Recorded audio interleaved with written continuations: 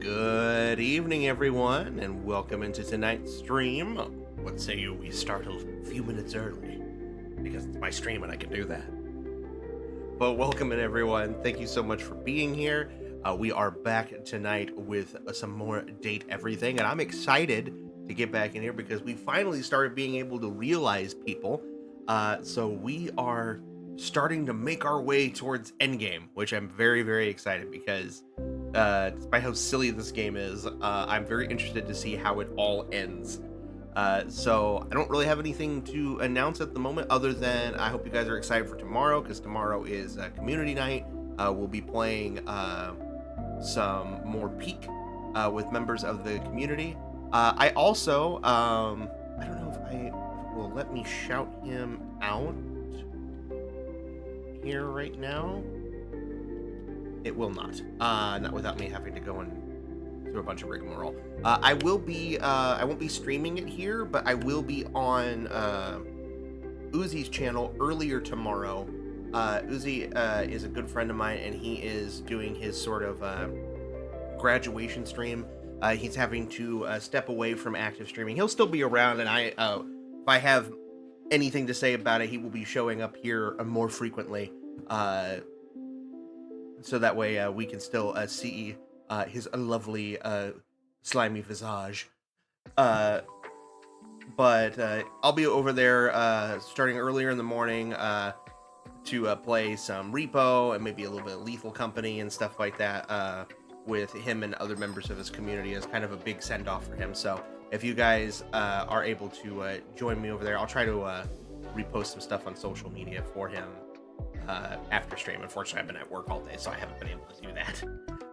But with that being said, I will be I'll be doing that, and then we'll have community night tomorrow night. That's going to be fun. Let me go ahead and get the game booted up, and we will get started for this evening.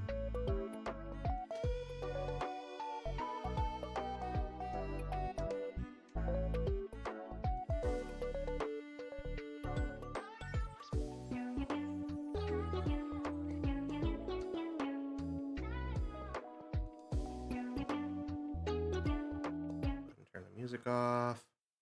There we go.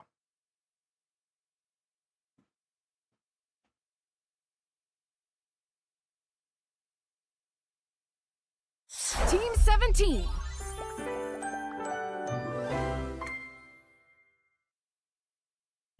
Sassy Chap Games.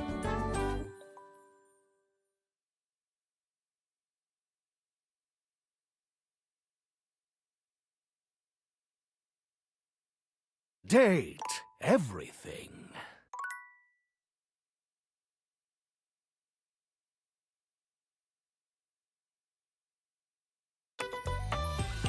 Alright, we shall continue. First things first, we're going to hop into our data decks and see if there's anybody we can immediately get realized off the jump here. Because I know there's I think we only have one more dateable object to find. But we can't do that until we fully realize, I think it's 10 characters. And we've done, I think, 4 or 5. So let's see here. Let's look at our data decks. Phoenicia. No, she's got a hundo. Wallace. Wallace has a hundo. Florence. Closer than I thought. What about Celia? I think they have the same stats, don't they? Yeah, so we're closer to that than we thought. Stella, we haven't finished. Dorian has a hundo. Gwendolyn's not finished. Curtin, Rod, not finished. Abel's not finished. I still gotta figure out how to do Abel's. Jeremy. Jeremy might be not quite. Close, but not quite. Lux, I think Lux is a hundo. Lux has 2 hundos. Alright, Hector. Dangerously close. Chrissy. Not quite. Timothy.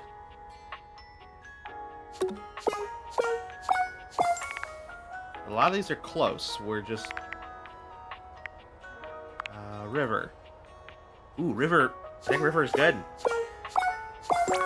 Alright, so River's good. I wonder if we're finished with her storylines. I am very interested to see what happens when we realize the personification of water itself. Alright, well here, we're right here. Let's go give that one a try. Gotta turn the water. Hey there, gorgeous. Let's see what happens. Just can't get enough. Never. In fact, I'm ready to realize you. You want to realize me? No more state changes? Oh my god. I think if I remember correctly, we may not be done with her yet. We'll find out. Yes, I am. Sorry, but River can't damn. be realized just yet. River flows through Arma art. and Does Abel. that make sense? Yes.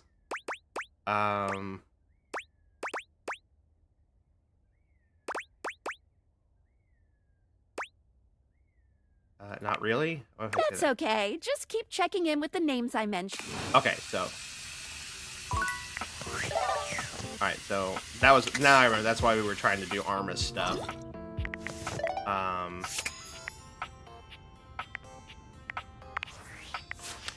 Alright, so. Eddie and Volt. Not quite. Oh, is not done. We just finished Dolly. Dolly has a hundo. I don't think we can realize people if they hate us, right? Even if we could, he's always out of our reach. Connie. Connie has a hundo. Keys? No, still out of our reach there. Gaia? No, not quite. Parker. He's got a hundo. Mateo. Mateo's got 2 hundos. Beverly.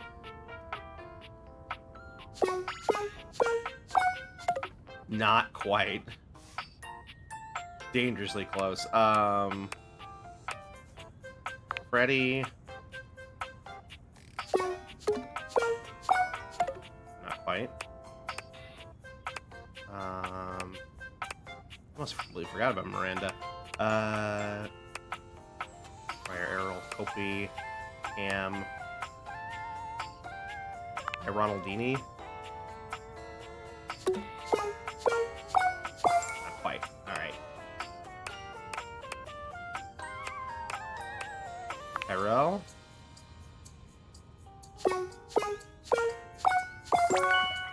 I don't think we're done with him though. I think he's also part of Abel's stuff. Faria, we're not done yet. Dasha, I don't think's done. Jerry? Jerry's a hundo. Wow, okay. Penelope. No. Okay. Mac, I think it's a hundo. No, they don't, but her stat's still too low. Okay, we're friends now. Too low on that. My doppelganger. Still too low. First place! Arcane, thank you so much for the first. How are you, my friend?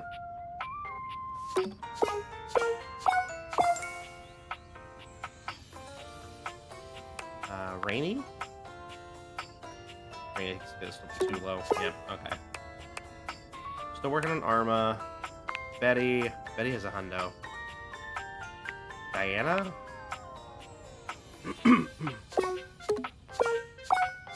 Still short on one of those. Doing great. Glad to hear it. Benoit. Benoit has 2 hundos. There's our mystery one. Teddy. Teddy, I think we're too low. Yeah, okay. Washford and Drysdale, I don't think we're done with. Harper? It might be... No. Damn. I think we just need to start focusing on finishing other characters again, because it looks like we're mostly... The people that we need to finish, or the people that we can't finish, we need to finish other storylines for first. Stepford. Yeah. You lost your streak. Oh, that's a bummer, buddy. I'm sorry. All right, so let's just focus on. Let's focus on trying to finish some more characters here. See where that puts us. So we need to finish Arma. I know we were working on her.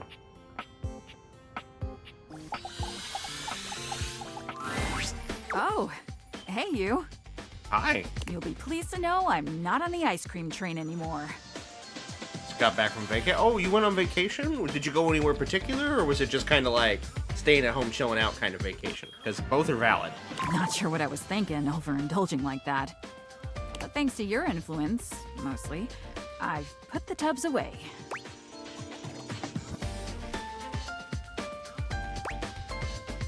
Way to go, Arma. I know. Let's go, Arma. Arma gestures lazily to a spot not far from her. Could you do me a favor and bring me that box over there? Here you go. Thanks. Cigarettes.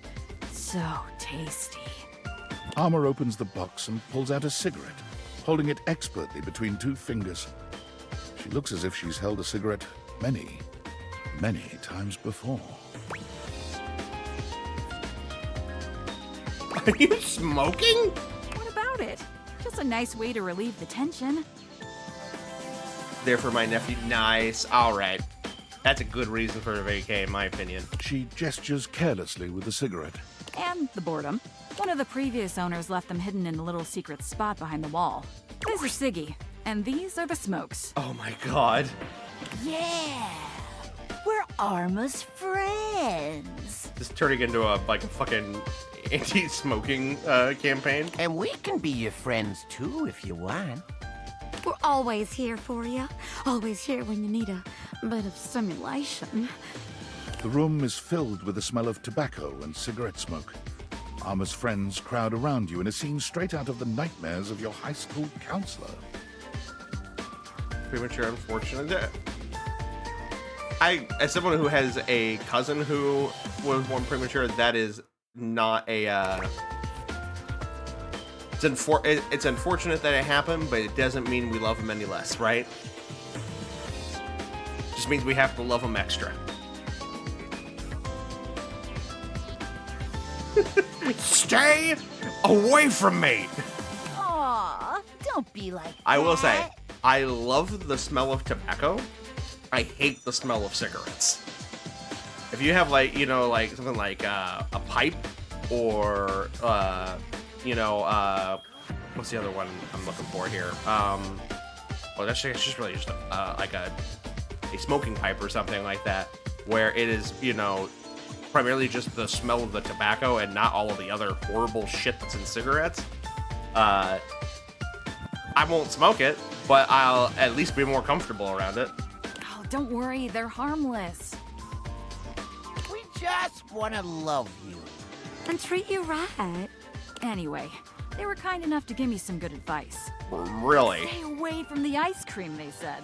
Yeah, just smoke us instead. Stay away from that nasty stuff. Grab a smoky treat instead. Also, for clarification, I don't care if you smoke. Just, do so responsibly.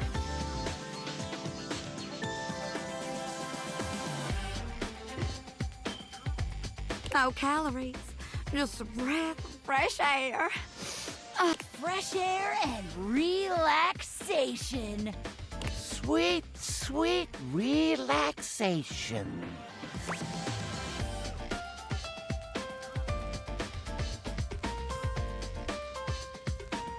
Arma, you need to get away from these guys. What? Why? Yeah, why? What's wrong with us? I worry they may not be a good influence on him. Whatever are you talking about? We're just hanging out. Nothing wrong with that.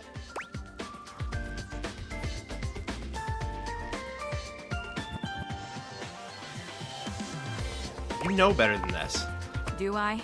Do I really? You tell him, Arma. Yeah! Oh, I'm very, very short of having enough poise.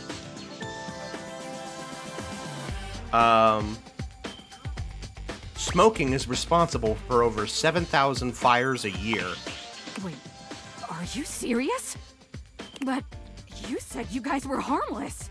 We would never lie to you.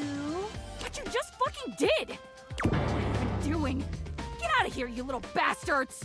Oh, no! Out! Now! Jeez, what the hell was I thinking?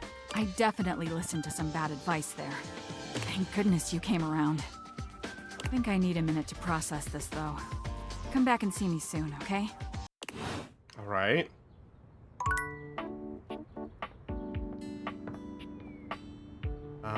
Let's see here.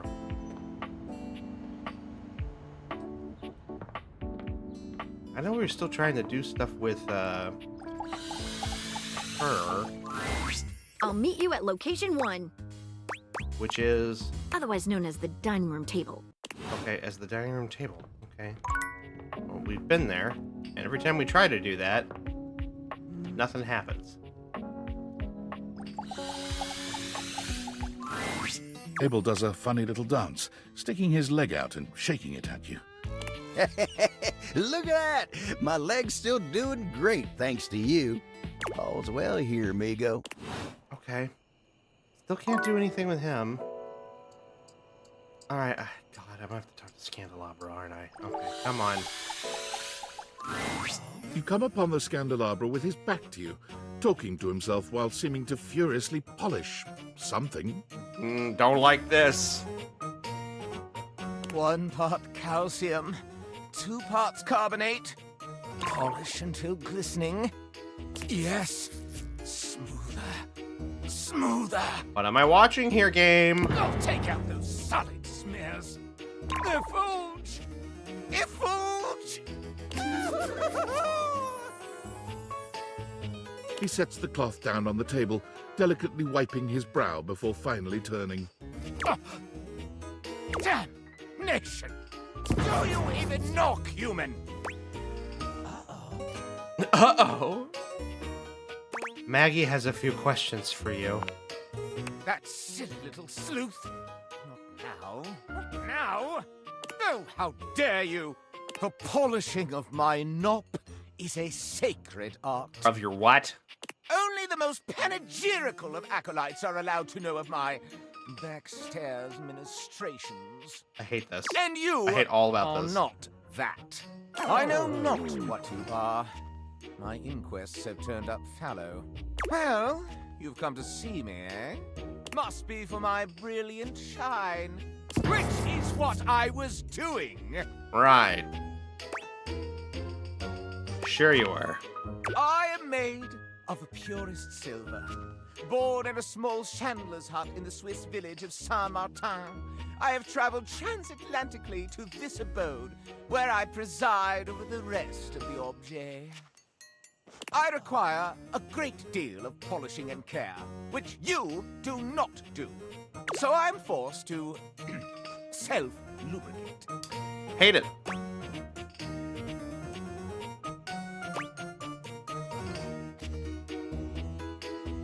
I think I picked you up at a Valdivamart in the bargain bin?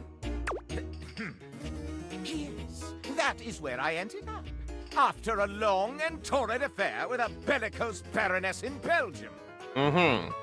She had unceremoniously dumped me in an antique shop in Lisbon, where I sailed along with a smuggler across the ocean. Your new country fascinated me at first, until the veneer of novelty abraded. I had lived with one of your landed gentry until they perished as your kind do. The ruffians who exhumed his palace threw me in a sort of refuse bin, where I ended up as a bargain. But I am no bargain. And most importantly, I am chaste. Right.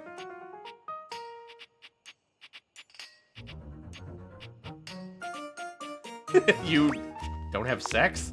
I perch aloft this dining able, surveying the better part of the kitchen, living room, and the emptiest of walls.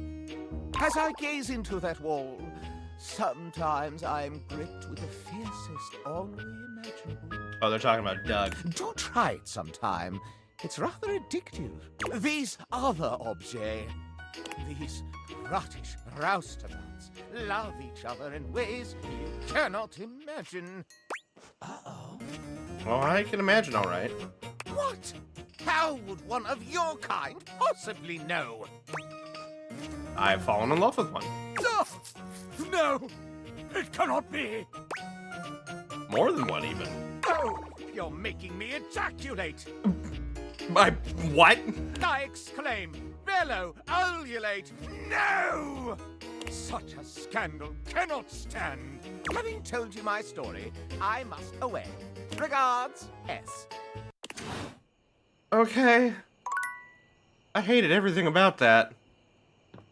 Let's go to bed.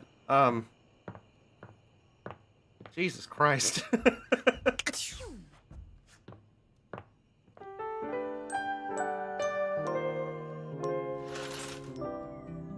All right.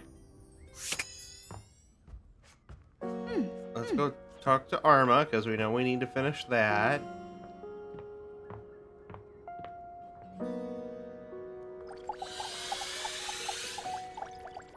Am I not? Oh, there we go. Oh, hey there. Thanks for helping me get away from those cigarettes. No idea what I was thinking. They were bad news. They were whispering some pretty strange stuff in my ear. Anytime, Arma. I needed a nudge. I think I was just, I don't know, bored.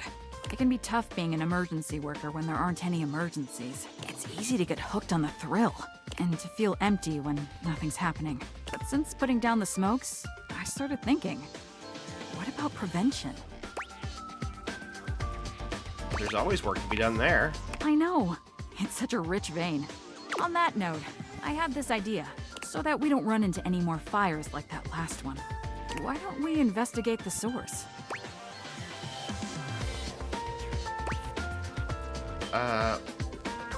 But we already know it was Sinclair. I guess that's true. But I really think we should scratch below the surface. Do you know anyone who would be helpful in an investigation? What about Maggie? Great idea. Maggie pops in at the merest suggestion of a case. You never officially summoned her, but it seems she just can't help herself. Well, hello there, fellow sleuths. I'm always up for a case. How can I help? We want to know how the fire got started. Of course. Let me see. According to my brief perusal of the available evidence, the fire was started by a diabolical dalliance. Sounds hot. Well, that's not what I meant to quit. Who are the culprits? Didn't mean to click that, but we'll go with it. Well, dear friends, the first suspect you already know. It was Sinclair, the Mad Sink, whom we will leave aside for the time being, as he is clearly insane. But how'd he start the fire? The fire was started with the help of none other than... Fuck, sorry. I should have caught this sooner. Eddie, it was you? I splashed some water this way earlier. I meant to clean it up. I got careless. You'll have to forgive him. He's a bit overworked as of late. I suppose now would be a good time to talk safety. Putting water and electricity together is usually a bad idea. I'll say, almost burned the house down. I'm sorry. Don't be so hard on yourself. Mistakes happen. Well, look. Just don't do it again.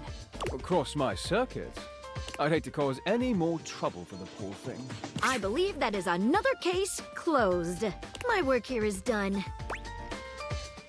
Nice work, Maggie. Lovely to see you as always. Thanks for helping me get to the bottom of that. I think the house will be much safer now. Anything for you, Arma. Glad we're on the same team. Nice. I'm already burning for you, babe. Okay. We're getting there. Alright, that's one down. Alright, let's try talking to Scandelabra again, since I know we need to talk to him now. Yet you return. You must desire me in some way. The chance of critical colloquy beckons. Though you do have some chance at impressing me, I can take you under my labrum. Scandelabra, Maggie needs to speak to you. Not yet, not yet. There are more important matters to attend. Oh my god, I wanted to strangle him. But, tell me, when I spoke of polishing my knob, We not call it that? do you even know what that is? It's the decorative part above the base. Correct. You certainly know your way around knobs. Now, where on me is my labrum? Your arm, of course. Indeed. My labra hold the sacred flame aloft. Last, a capital may mean an uppercase letter or an exclamation for a lovely thing. But where is the capital on my corpus? That's the part at the top that holds the candle in place. Exactement! My capitals lie neath my sconce. Oh dear! You certainly know your way around candlesticks. It makes me burn rather hot. Allow me to tally up my feelings for you. I deem you not yet worthy of my invective. Is this some kind of wick measuring contest? Rather randy turn of phrase, no? But no. You must share with me more goings-on. It is give and take in the world of rumor, you see. Do you have any for me? Let's see what we've got in the books for you, player. Player? No, I call you player, since you seem to have your way with everything in this very house, don't you? Why, just look at the list of scandals. In alphabetical order, of course. You've swayed the air itself to delight you so. Most ephemeral. Gads, sound the alarm! She burns with a passion for thee! Hot, hot, hot! Sleeping in your bed has turned into sleeping with Oh god, your is he bed. gonna list the I whole won't fucking be able to thing? sleep at all after hearing this. That criminal Pin has made their final heist. A theft of your very valor! She can pretend all she likes, but your dalliance with the chair cannot be ignored. You took a chance on love with that inordinately complex die and won his affections, but at what cost? So even the clothes you are wearing now are draped on you ever so inappropriately. Do not think I haven't noticed how they fondle your nether regions. You have interacted with the interactive medium and meddled yourself into love. I cannot believe that was a real choice. Something must have gone wrong. You have gotten the very dust itself to love you. There is no dirty deed. My God. Success carries your love upon her broad shoulders. Can it even be supported with all your other lovers? Sparks have flown between you and those electrical individuals. They caught into a conflagration of love. The world entire has spun herself towards your love. This off-axis behavior is awful. The hamper and thee? I cannot hold this together. 'Tis the season for inappropriate behavior between you and the holiday decorations. You and the piano have sharply fallen flat for each other. Oh my God. It's unnatural. I'm loving the puns. I hate that they're coming from him. You paid a fee to have an encounter with the lavish edition of some sim of dating. If that doesn't reek of the oldest profession, I don't know my scandals. Are you in love with the keyboard, the mouse, the monitor as well? This relationship does not compute. Brrr! I've been left out in the cold with the ways in which you love your blanket. You have strewn your keepsakes about willy-nilly, and your own memories love you for it. A rather negligent love, if I've ever seen one. No, I'm not frightened of bad dreams. The real nightmare is how many things you have gotten yourself entangled with. You think that loving your board games means winning? It means the opposite, sinning. Why is Parker naked? Your pens and inks have taken a fancy to you. That's one fling that cannot be erased. I have heard of hugging trees, but never have I heard of what you've been up to with the plants around the house. You have made the record skip with a beat of love. We must turn over this affair to the other side. Your relationship with water washes over me like so much wickedness. The developers, and thou, a menage a many, across continents even. Now the shelves have found you appealing. This is insupportable. The spectacles upon your face have already opened the floodgates for fooling around, and your gaze still turned inward and made you lovers yourselves? Meta scandal, the worst kind. That safe has scandalized me for so long with her kinky iniquity, and now she has made you her paramour as well? Scandal upon scandal! The cotton sings of scandal. You and the towel have stained each other with loving. Oh my God. Cracks appear in my own form as I find out you wantonly wooed the wall. You have done wicked things with the washing machine. No amount of detergent can cleanse this iniquity. You've gotten yourself entangled with a ghostly phantom. I'm spooked. This amount of lovers is quite sufficient for my desires. Well, thank God for that. Oh yes, quite sufficient. The amount of scandal fills me with energy. I cannot contain this passion in mere dialogue. The greatest scandal of all. For a human to love, really love one of us objets. You must, absolutely must, kiss me, my dear.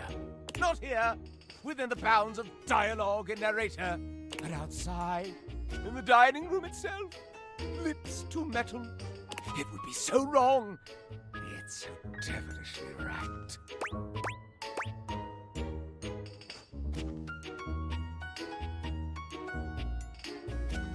Actually, I'm here because Maggie has some questions for you. Oh, really?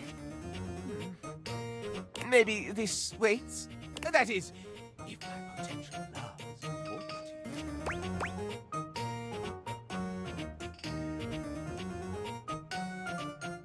you. Now I'm suspicious. All right, so be it. Well, well, well. It seems I am in high demand.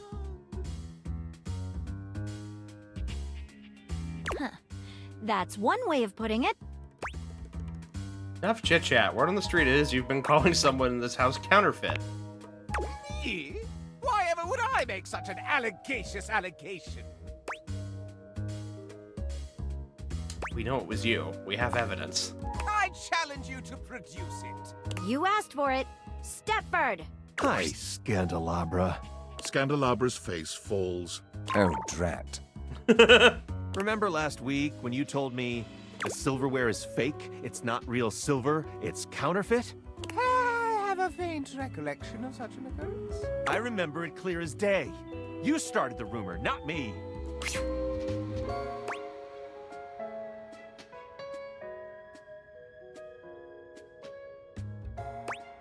What have you got to say for yourself? Yes, well, I was merely causing a stir. You can't do that. It's not cool to spread rumors, especially about others.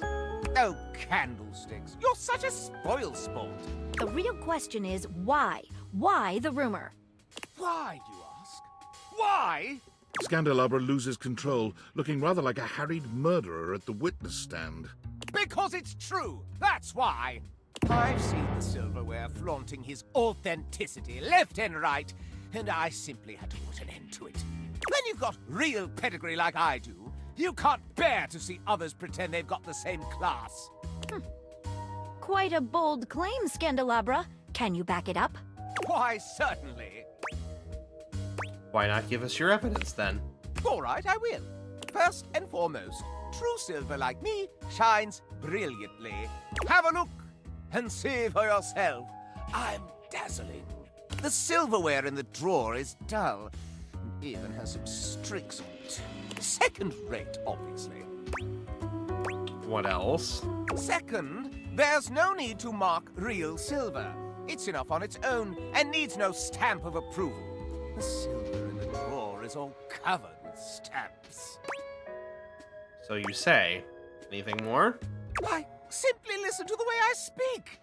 Can you question for a moment that such a delicious degree of diction could be achieved by anything less than a genuine article? Is that all? I also pinky promise that it's true. All right, no need for further questioning. Case closed.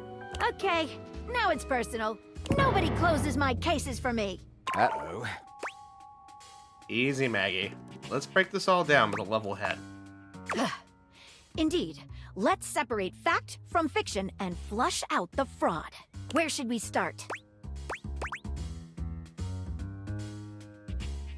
How about the issue of shininess? What's your opinion? Doesn't silver tarnish? Precisely correct. Real silver must be polished to bring it back up to its highest luster.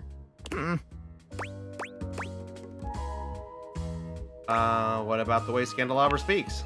What about it?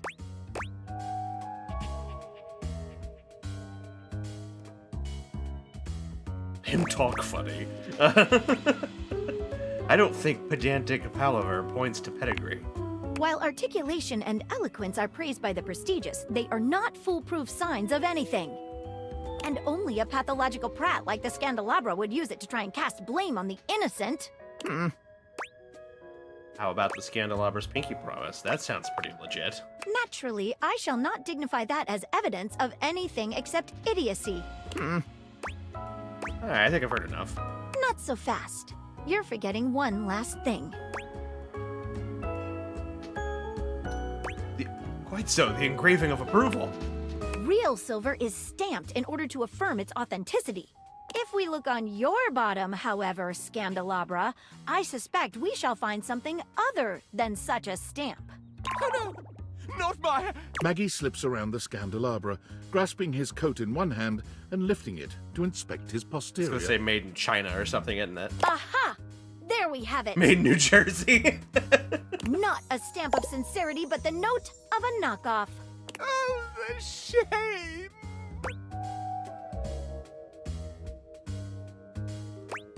Got you. Now you better go explain yourself to everyone you spread that rumor to. And then you can go apologize to the silverware for having besmirched his reputation with your own lies.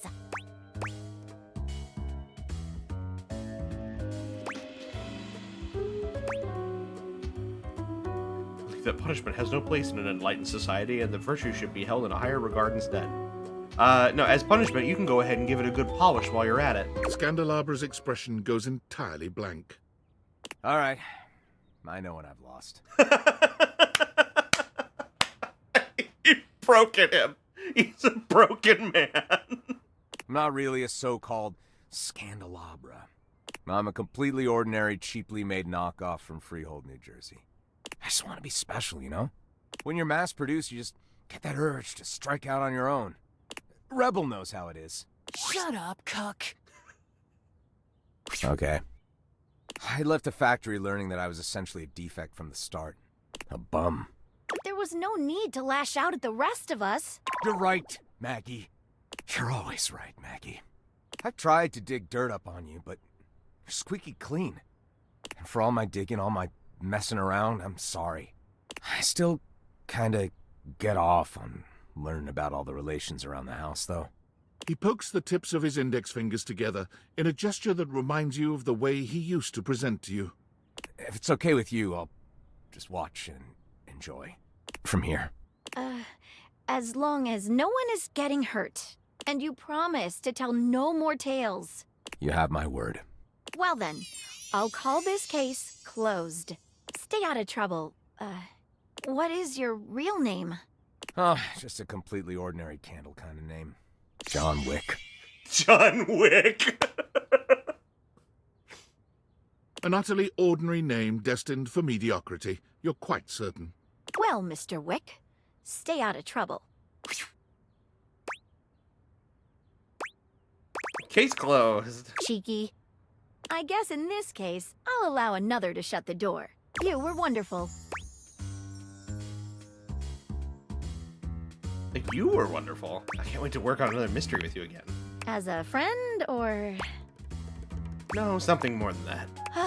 You've just made me so happy. I can't wait to see you again. Goodbye for now, lover. Maggie leaves you, seemingly unwilling to formally resolve your relationship in the presence of the disgraced Candelabra. All right. Finally, some progress there.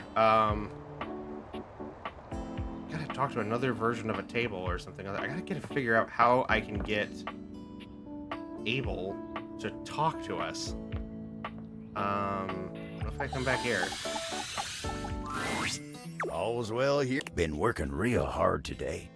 Think I might take 5 and go get some coffee with Koa. Okay, that's something. I just gotta figure out how to get him to talk to me again.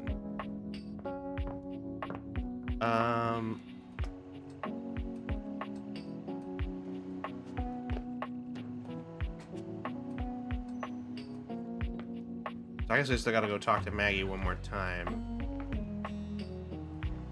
Which I don't think we actually talked to her yet today, so I should be able to do that now. I'm so glad to see you again. After the Scandelabra case, I haven't been able to get you off my mind. Me neither. You mean it?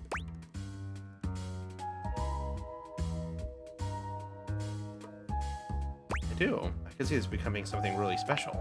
As could I. I actually went ahead and interviewed all of your exes, and I couldn't find anything worrisome about you at all. You did what? Just a matter of sorting through old school records and scraping social media profiles. It was hardly the work of a few long nights.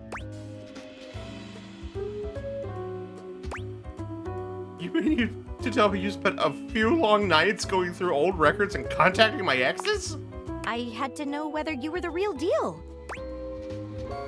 Don't you see how inappropriate that is? It is?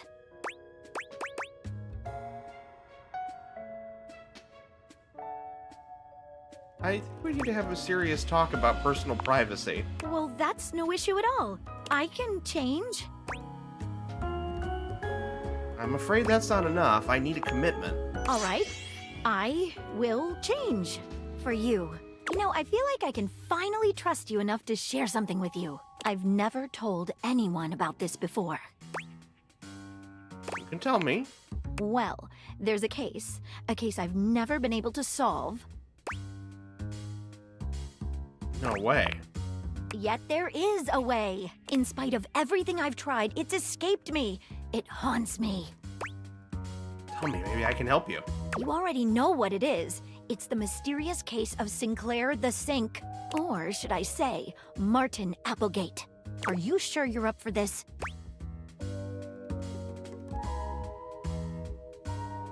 I'm up for it, Maggie. It all started with the dandelion. The what? It's the first thing I remember anyway. Up until that point, Sinclair was his usual self. Just a sink and a bar of soap shaped like a dog. Nothing fancy. But then, one day, you came home late with some takeout. And after that, things started to get a bit weird.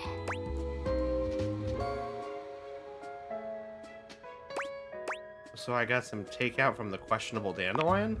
Yes, you must not remember. Perhaps it was one of those ghost kitchens? The ones where they only serve food to ghosts? That's not what a ghost kitchen is, Maggie, but... Just a detail I remember from the night Sinclair changed. Knock, knock. Hi there, Fox. How are you?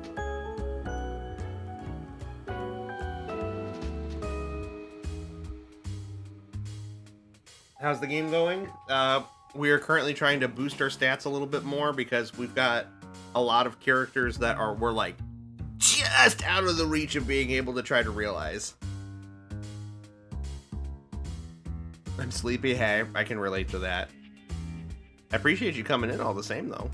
He started insisting that everyone call him by the name Martin Applegate. And then rumors started going around about all sorts of strange things he was saying. I just took a drink. This is an extreme thirst. Thank you, though. Hope you're doing well, buddy. How's Wobbit? You better get some fluids. You know about my fluids. Doing all right? Good. Glad to hear it, bud. Been up to anything that iced in for a week? Ugh. I thought I had it bad here for a few days. Well, I hope you're staying safe and warm. Running out of veggies, but fine. We don't need vegetables. Could survive on meat and sugar and spite.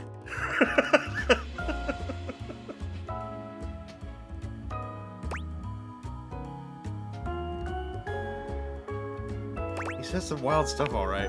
I must confess, I can't make any sense of it. Been eating steak and chicken. There you go. Full-on carnivore diet. What I suggest we do is go and speak with him together. You want to go talk to Sinclair?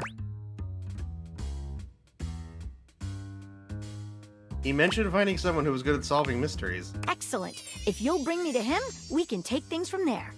All right, cool. Well, then we can go... I think we got one more? We got one more. Let's go talk to Sinclair. Sinclair!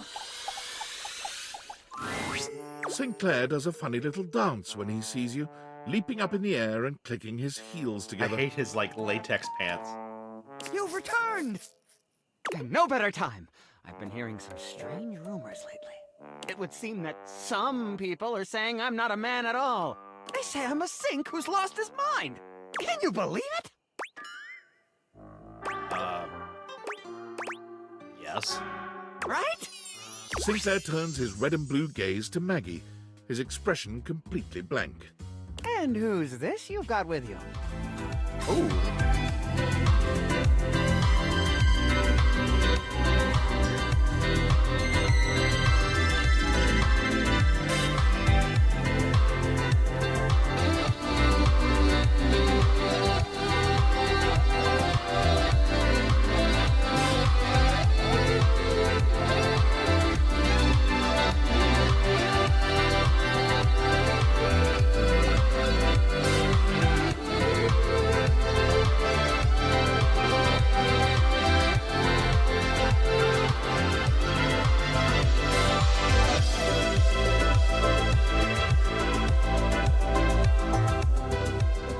Like that, Redeem? Thank you. Thank you, and thank you, Xander, for helping everyone save their progress in this game called life. Appreciate it very much. The glasses. Hey, look. These glasses came to me. They spoke to me from the Pride section of Target last year. Get my money's worth out of them.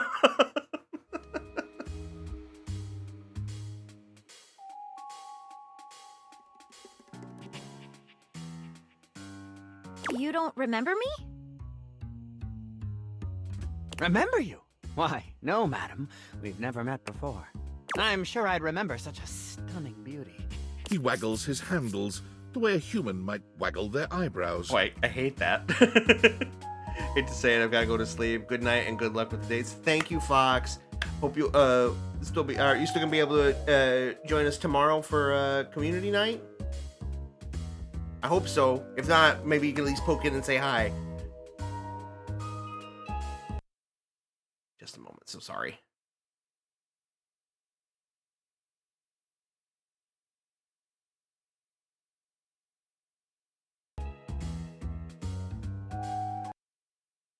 There we go. Interesting.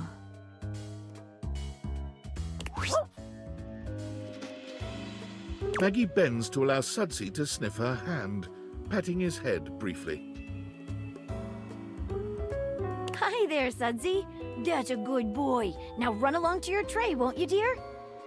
Yeah, but I'll probably join in for a couple hours. I forgot I have a thing in tomorrow after work, but I'll keep you in the loop. No worries. Like, if you got to show up later, that is totally fine. But I will be happy to see you there regardless. But in the meantime, have a great night, be safe, and I will see you tomorrow. Yet my dog seems to know you. How curious. And itch my foot. Martin, listen. I brought Maggie here to help figure out what's going on with you. So that's the name of this shapely glass. Right. And she's a professional. We're here to get to the bottom of this. Let's dive right in. Our mutual friend here filled me in on your last conversation, and... How rude. You asked for my help. Yes, and that's very kind of you. I meant it was rude of me to interrupt just now.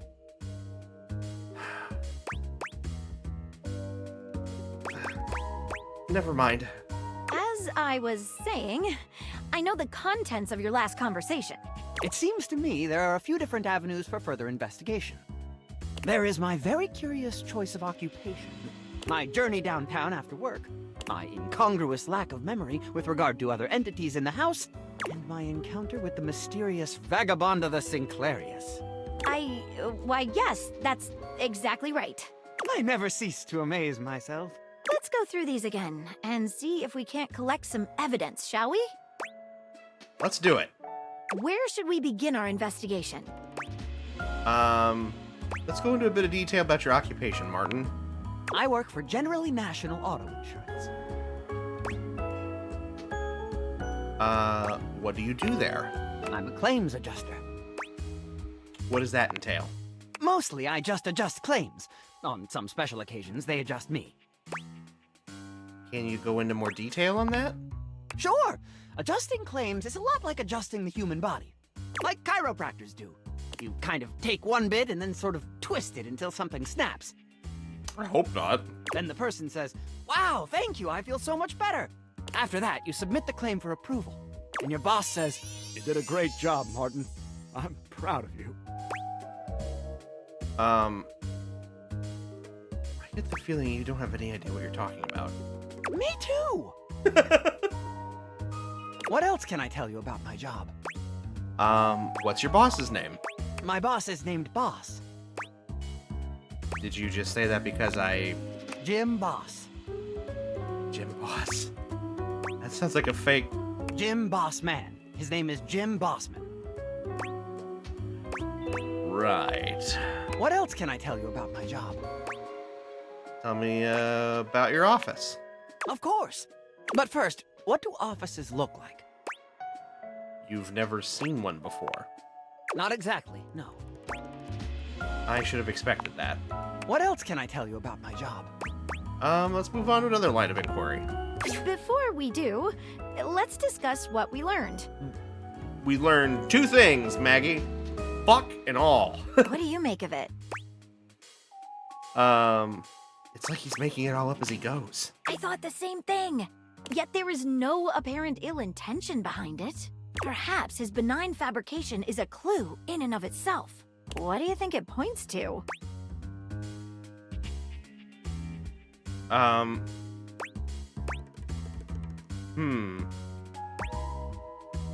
He's a sink. Something deeper is going on here. I'm thinking the same.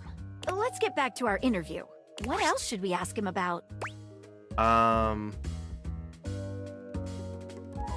Martin, I'd like to talk to you about your trip downtown in more detail. Let us dive into that unfortunate eve. let's go over it again from start to finish. Of course. I left work late and made my way to a local watering hole. The Banana Club. What did you order? I had a Shirley Temple. Those are good.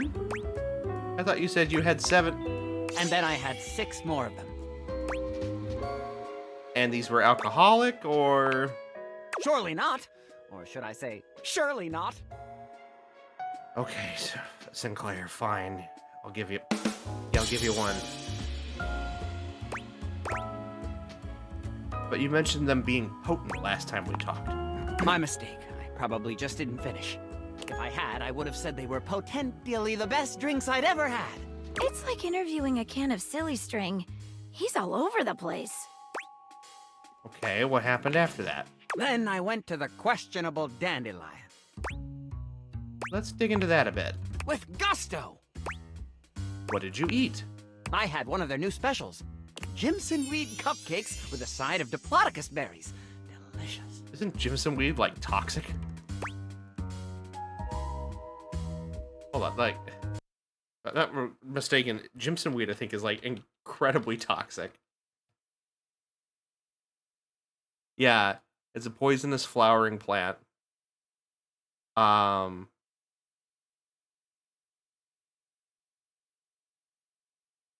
yes, I remember this. It's hallucinogenic. There's a story from, I want to say it's the Civil War era, where they I believe they thought it was like another type of herb or something like that, and they put it into like their food or burned it or something, and it released the chemicals into their body, and the whole like a whole troop of soldiers just like went batshit crazy, and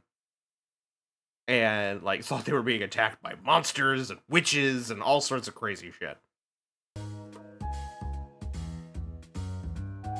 Didn't you mention that they sold Excedrin by the pint? I didn't have a headache, so naturally I avoided that item. How very rational of you. Then what? I roamed about a bit. Then I saw a mysterious, threatening dark alley which I wandered into. Quite sanely, I might add. That's when I met Vagabonda. Okay, let's go over this.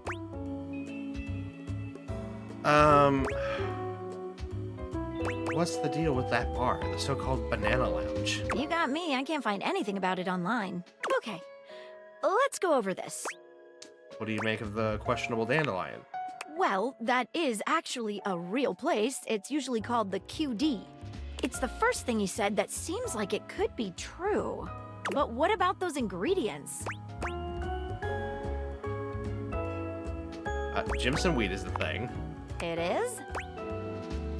Yep, it's a powerful psychedelic, yeah. By gosh, you're right! Datura stramonium. Its properties include memory loss and delusion. Okay, let's go over this. I have my takeaway from this line of questioning. What is it? He ordered from a real restaurant. That's the only thing he's told us so far that adds up. Indeed, I thought the same. And on top of that, his diet included a known psychedelic plant. I think we're onto something. What else should we ask him about? Can you tell us a little more about this Vagabonda character? Vagabonda! What a mysterious character. What was the deal with her punch card? It was a loyalty card for a free shovel from Ace of Spades. It's a bespoke shovel manufacturing. Do you still have it? Why, yes. Here it is. That's warranty information. You just handed me a warranty for an in-sync disposal. Have I? How odd. Completely unlike me to do such a thing. What else would you like to know? Why did she curse you again? I assume it was because I took her punch card. What else would you like to know? How do I know she's a real person? You don't! I don't! Do we really know anything? What else would you like to know? Let's move on to another line of questioning. Give us a moment, would you, Martin? Anything stand out to you? The disposal warranty is very intriguing. I agree. One of the most interesting pieces of evidence thus far. What else should we ask him about? I'd like to know what some other objects in the house think. Sinclair, would you give us a moment? I think witnesses are in order. We can talk to Dorian, Arma, or Sudsy? Who should we talk to first? Let's talk to Arma. Hey, folks. What can I do for you? How can I help? Why do you think Sinclair started that fire? I've been wondering the same thing. It's not like him. He used to be so considerate. Ladies and gentlemen, it's time for the moment you've been waiting for. It's time to crank that hog. Welcome in, Cellar Dweller. Thank you so much for cranking your hog. Swag indeed, my friend. How are you? You doing well? He's acting like he's high. How can I help?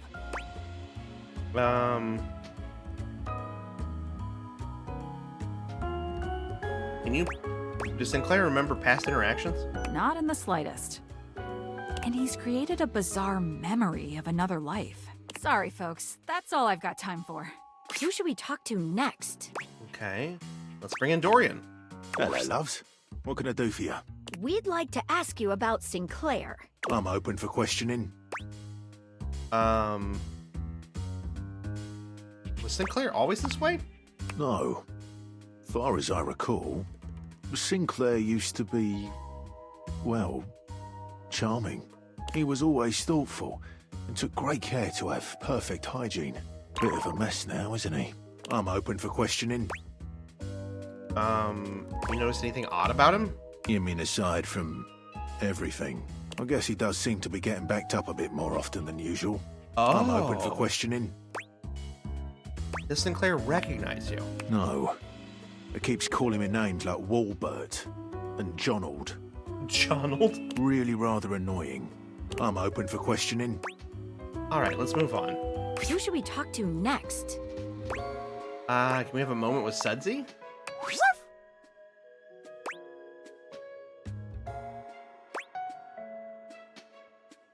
Want a treat?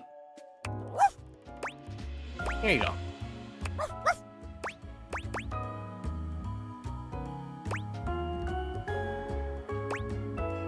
One heck of a pupper.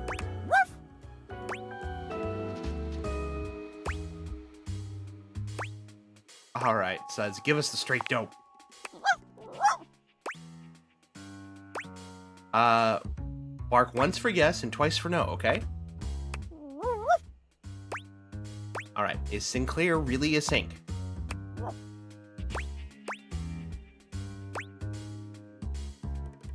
You mean yes? No. Wait, so you mean no? Good try.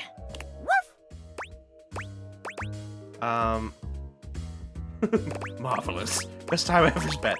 Exquisite. I guess we ought to let you go, Suds. Well, that was... I couldn't agree more. What do you think it taught us?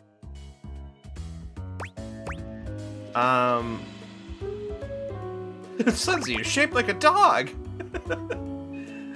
Sinclair's definitely a sink. You got that from Sudsy? Alright. Who should we talk to next? I think we're ready to move on. What else should we ask him about? I think we're done here. Let's solve this thing. Sinclair, could you give us another moment alone? Of course. Here, take it.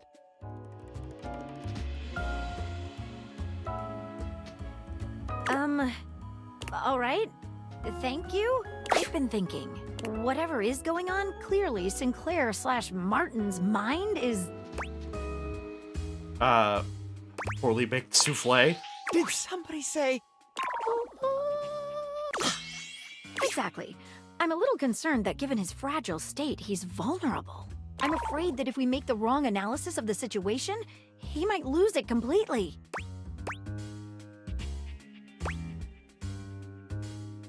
I agree, but we have to make a move sometime. Okay, well, if you say so, let's do this. I've never been so nervous. I can't make heads or tails of this. I've never trusted anyone with a case before. but I'm gonna trust you to make this call. So what's what? Have you gotten to the bottom of things? We have gotten as far as we can. Well, what's your verdict? Am I man? Or am I sink? Or am I walnut brittle? Sinclair, you're actually a sink. Preposterous! I don't believe it for a moment! What evidence do you have?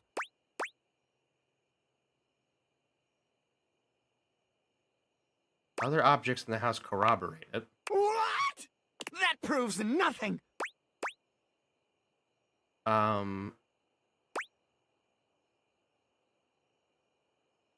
Something happened on your night out. Yes! I was cursed! No, Sinclair, you ate a psychedelic weed. Madness! Jimson weed is perfectly safe! That proves nothing! Your encounter with Vagabonda wasn't real. How dare you! The punch card was a disposal warranty. It was? It can't be! I can't believe it! And yet... Sinclair wobbles, staggering back against the wall. Oh, is the room spinning?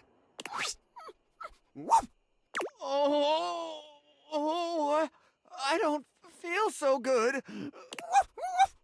Sinclair doubles over, holding his sides with a sickly groan. I feel something in my pipes. Something strange. What are you trying to say, Sudsy?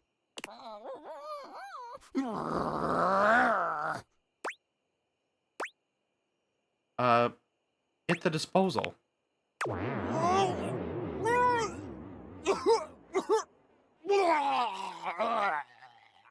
My word. That's done it. He stands up to his full height, one hand resting gently on his belly, approximately. What was that in my system? Why, I feel as if I've just returned from some sort of journey. Good lord. Have I been dreaming? Oh no, man. You've been tripping balls. Now, the moment of truth. We need to ask you one question. What is your name? I'm Sinclair, of course. We've done it! Done what, Maggie? Never you mind, Sinclair. Never you mind. Maggie, why don't I wrap things up here? Of course. You know where to find me, Detective. I feel as if we are meeting for the first time. Well, hello, Sinclair. It's a pleasure. I assure you, the pleasure is all mine. If it weren't for you, I'd still be a raving lunatic. Now that I'm back to my old self, I'd love to thank you properly. We can just hang out? That would be marvelous. And maybe we can bring the dog? Always. Go along, Sudsy.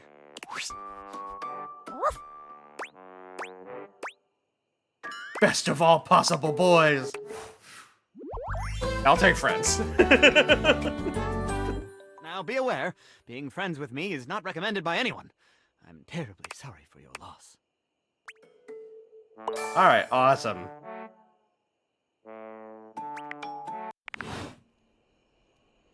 Alright, so that finishes up this round.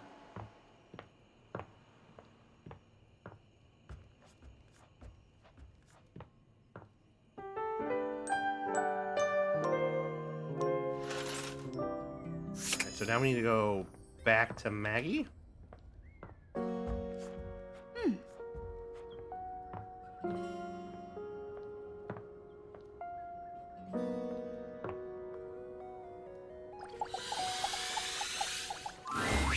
I can't believe we actually did it! Solving that case with you was one of the highlights of my existence. I barely even know what to say. We're great together. We really are. In fact, I've never felt this way about anyone before. You've brought so much fun, so much love into my life. What would you say to making this official?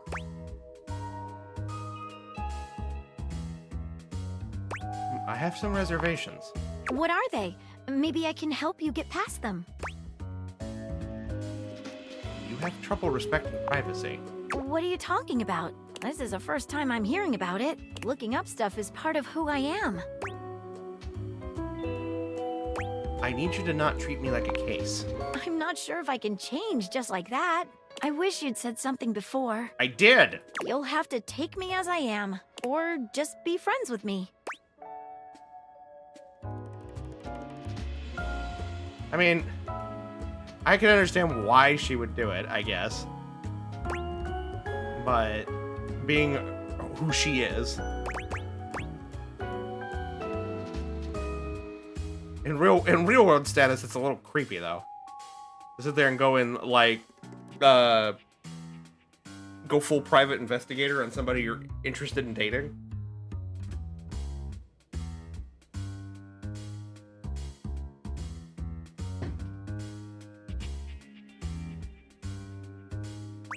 I'll take you as you are, I guess. Yippee! Because I just found your favorite store for treats. Based on that GPS tracker I installed on your phone. Okay. You're gonna love what I got you. Oh, boy. I immediately regret everything. Case closed. We're lovers. Alright. Looking good. We got smarts and empathy up to 80. We really need to get sass and poise up. That's what we really need to do. Alright. I guess we're not done with Scandelabra yet, huh? So get out of the way. Well, we had fun, didn't we? He's not even trying anymore. You might not have been as much of a scandal monger as I was, but we had our moments.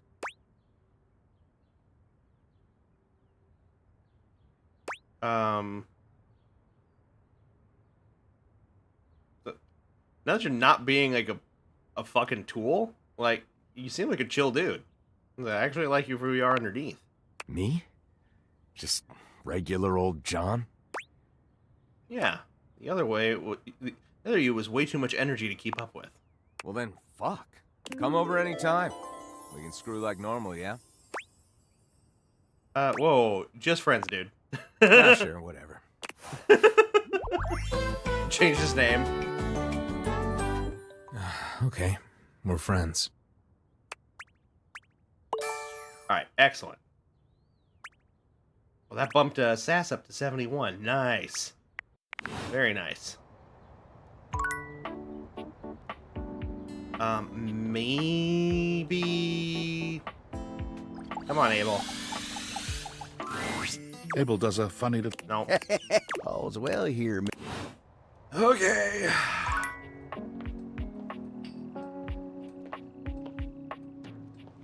Still trying to get him to see reason here.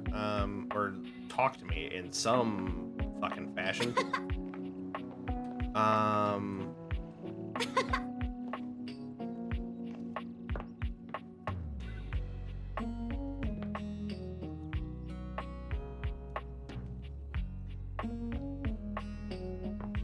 Maybe we try...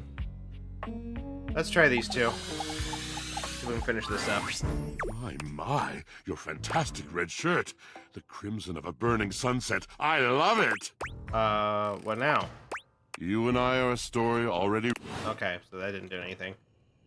Alright. Friend. Ooh. No, I don't like that at all. What a dull word. Chum. Compatriot. Oh, familiar. I like that. A little bit of the dark and sensual. What can I do for you, familiar mine? I guess maybe we are done with them? No, I just want to say hi because you're always interesting. Oh, I am, aren't I?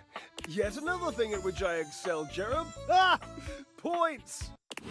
Okay, so I guess we've gotten to the point of no return for the two of them, which is a little bit of a bummer. Okay. Actually, before we wrap up for the evening,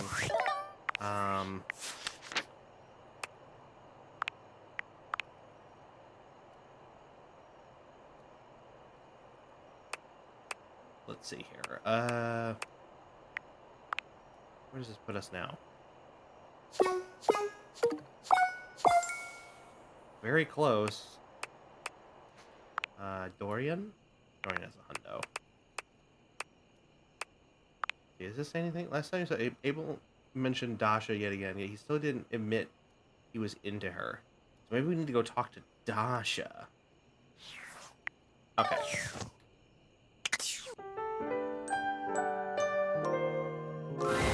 Hello, beloved. Hi? What did I do to trigger you? I'm feeling generous. What sort of dream are you wanting tonight? Are you Gutsy? Hello, dear. How are you? Am I winning? Yes, I think. I've just been surprised by my nightmares. My nightmares that I'm in a relationship with. Well, good, how are you? I'm doing well. It's so good to see you. Like, I hope you have been having a good time with your streams. I haven't been able to pop in as much as I'd like to recently, but I'm so glad to see you here. I hope you're having a great time. Been up to anything interesting lately? No dreams tonight, only realization? I don't think we're anywhere near that. Okay, well, look. Wait, really? Me? Oh no, we're nowhere near it. No, not just yet.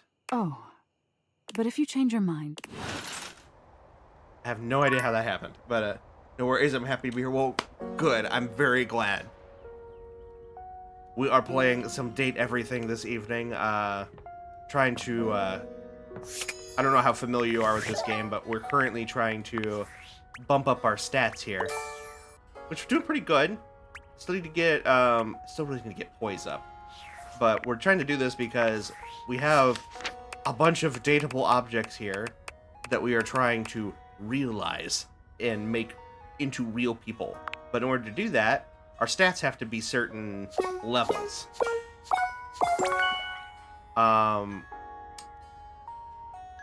Which we actually have hit that for I, Ronaldini. So maybe we go check that one out. Maybe I could show you. I don't know if we're done with I, Ronaldini, though.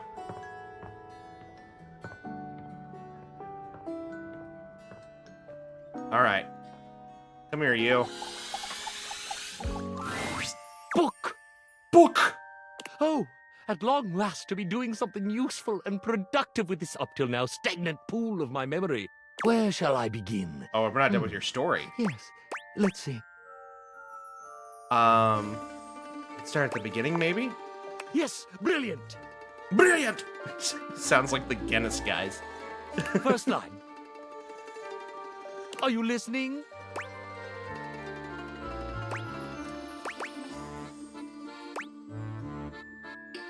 Like, hey, you can do this. You don't need my approval. You've got this. Yes, I know that. Of course. But I'm sure you can understand how nervous I am. All my other creative endeavors have been lies. Okay, well, not lies. Maybe we've worked on that. But they've all been a deliberate obfuscation of the truth. I'm not an iron, I'm an illusionist and so forth.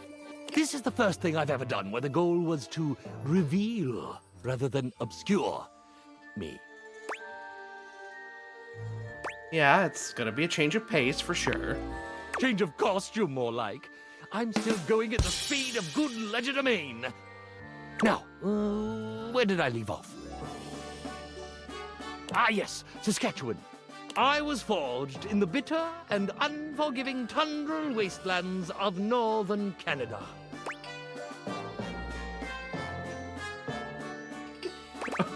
Maybe a little more relatable? Relatable, yes. Okay.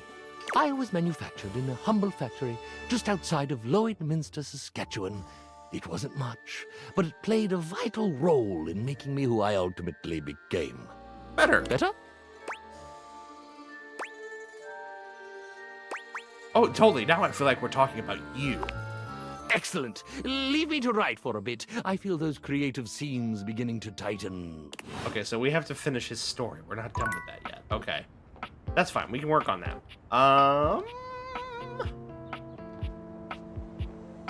Let's check the data decks.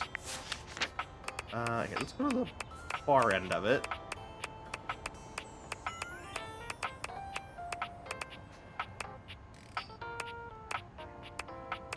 Oh, I know what we can show off here. Gutsy, I don't know if you're still in here, but you'll get a kick out of this. One of the dateable objects in here. So if I go here and pop open this text box.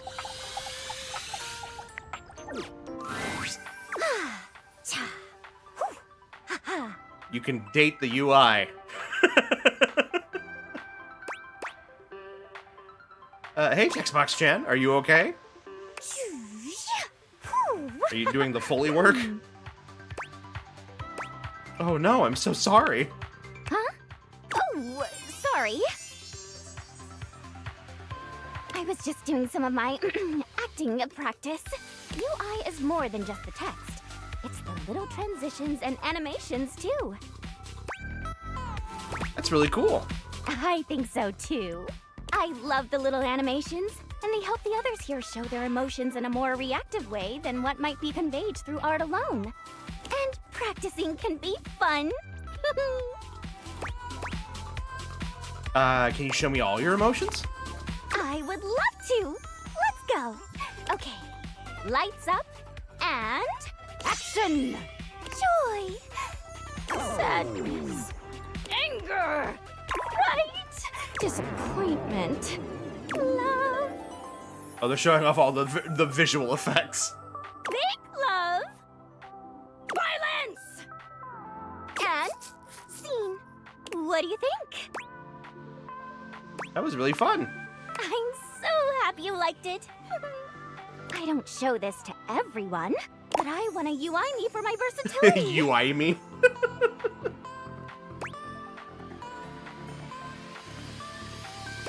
Those things are rigged. So cool. Yay! So, you've been meeting more dateables, huh? How's that going?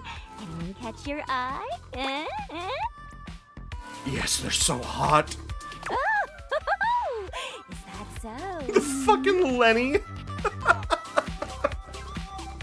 Well, Ray, since you've been doing a great job of being curious, I'd love to let you know that you're doing a great job. Being inquisitive, asking questions, listening. These are my favorite things. Keep up the good work. Thanks, I'll do my best. Of course. Remember, I'm always on your side. Find me again after you've awakened 60 dateables. I did that already. Oh, don't you know by now? Having the rest in between conversations helps the illusion of time passing. Fine. Which makes it seem like our relationship is progressing. Sure. Isn't that a fun thing? I guess so. TTYL! Hoo-ha! Okay. Where to next? Alright. I really want to get a realization in tonight if we can help it. At least one. Alright, let's see here. How much do we need for night? Oh, Nightmare has a hundo in her. Doug? Doug has a hundo.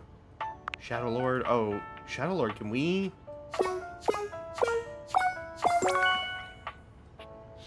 Maybe? I don't know if we're done with him or not. We're gonna find out, though. Can we realize our boy? Our special boy who we saved from the brink of despair? Penumbra! My friends and I are watching horror movies on Discord. You said Discord, but that says Duscord. Wanna join us? Actually, I'm ready to realize you. No cap? No cap. This needs a different form. I enter, so I can walk into the light? For Oh real? god, I hope so. Please, let me. Yeah! Let there be shadow. Fuck yeah, let's do it. The spectral energy flows through your Dateviators, and what was once merely a shadow becomes... Oh! Oh, he's so precious. Look at that flowing hair. Holy shit. Also, I love the fact that, like, his, like, OC is, like, the logo on his shirt. Very cute. I feel so warm. Oh, you precious baby. Skips looks up at the sun for the first time, stretching his now human hand towards it in wonder. It's so beautiful. Glad to see you so happy. The interplay between light and shadow. I can't look away. Skip stands transfixed, his pupils dilating in and out as he looks around at everything in the house. What if I... He takes the nearest lamp and turns it on and off and on. Fascinating. He does this for hours. My poor electric bill. Skips, you okay? Oh, the contrast between the volumes. These shapes which transfix me. I know what I need to do now. With resolve in his eyes, Skips stares straight into your soul. Lights dance between his irises. I will become Lord of Shadows. By joining the local theater troupe as a lighting operator. I love it. Spotlight on. Oh, precious. Oh, it's gone. The shadow's gone. Oh, that's so precious. Alright, can we get another one? Let's go back down towards the bottom again. I'm so happy we got him. Zoe. Ooh. Not quite there. The sassy chap. No, he's got a hundo. Xbox Genesis isn't done. Aaron? Aaron has a hundo. Lady Memoria. Maybe? No, not quite.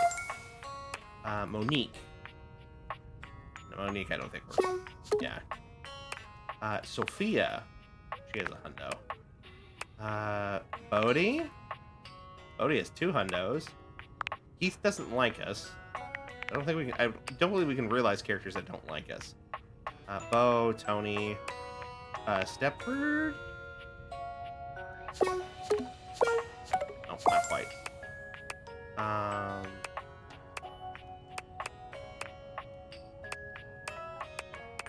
Alright, I think we need to work on more people. Oh wait, wasn't Diana close? We're just shy of the poise. Damn! Alright. Keep working on other people. Let's see here. Let's do... Oh, you know, we haven't... I was gonna try to finish these up. We did these once and then never talked to them again. No! Yes? Tidus points her sword at you, but the moment she recognizes you, she lowers it. Her shoulders sag, and her face falls. You're not sure if your mere presence has ever so thoroughly disappointed anyone before. You. Why you? Why me indeed? Why anyone? Why would a being with a beating heart chance upon this cursed place? For any place that would play host to the lukewarm slickness of my humiliation must bellow and pollute like a mouth of sulphurous hell. Yeah, I don't do laundry as much as I should. For you to have come here now, you can only be an agent of the hellish fiend. A demon thou must be, and sent for shame to turn in separate wounds the salted screw.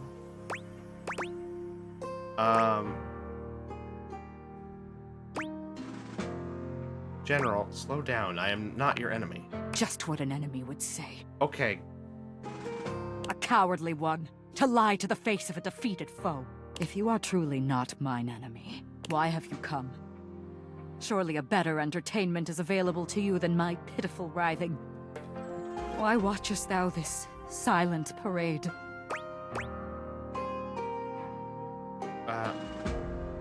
I want to help you. I win when you win.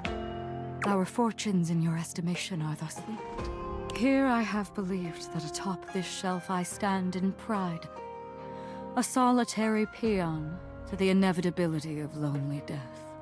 I had hoped at least that in the quietude there would be glory at the setting of my lid. But you show a changed image to mine eyes. Do you mean you speak as though we are a team? We are a team. Could you mean, and the mere mention is an arrow in the dark field of my battle-wearied consciousness, that I am not commanding in isolation? Comradeship. As arm in arm we march. Not alone, but linked in faith and purpose. Lights the hollow of an emptied heart. The way to victory clean and undiminished. Of course. I am the general, but you, the purchaser. The arbiter of deployment and even of the field of engagement. Commandant. It would be folly. It has been folly to call you less so. From my attrition may you grant me pause. A bending fresh to action's ta'en and haste is needed. I cannot speak more now. If my commandant thou art, I beg thy patience as I recompose. It shall be my honor to receive thy counsel and thy society when I have reformed. Okay. I'll come back later. Got it. We got one more. You know, we were working on Luke. Let's see if we can finish that. Oh, it's you, huh? Shit. Sorry, guys.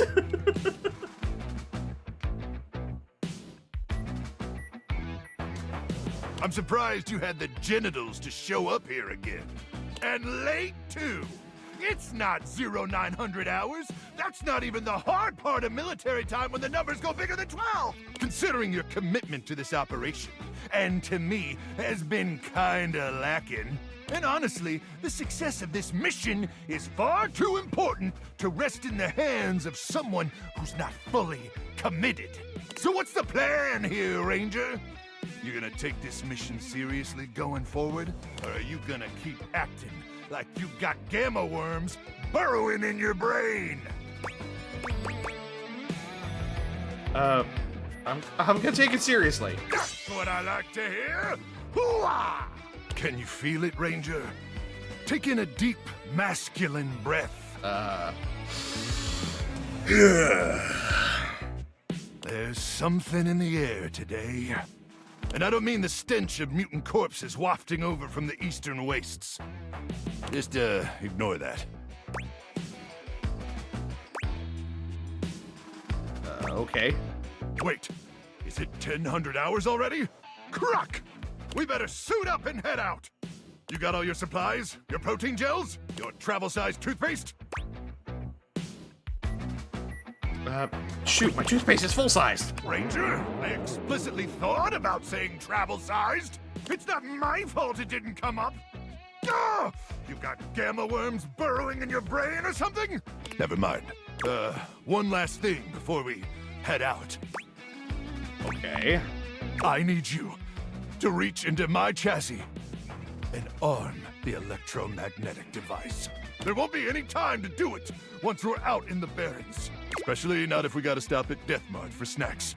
Can you do that for me? Reach inside my chassis and arm the device. Yes? All right then. But first things first.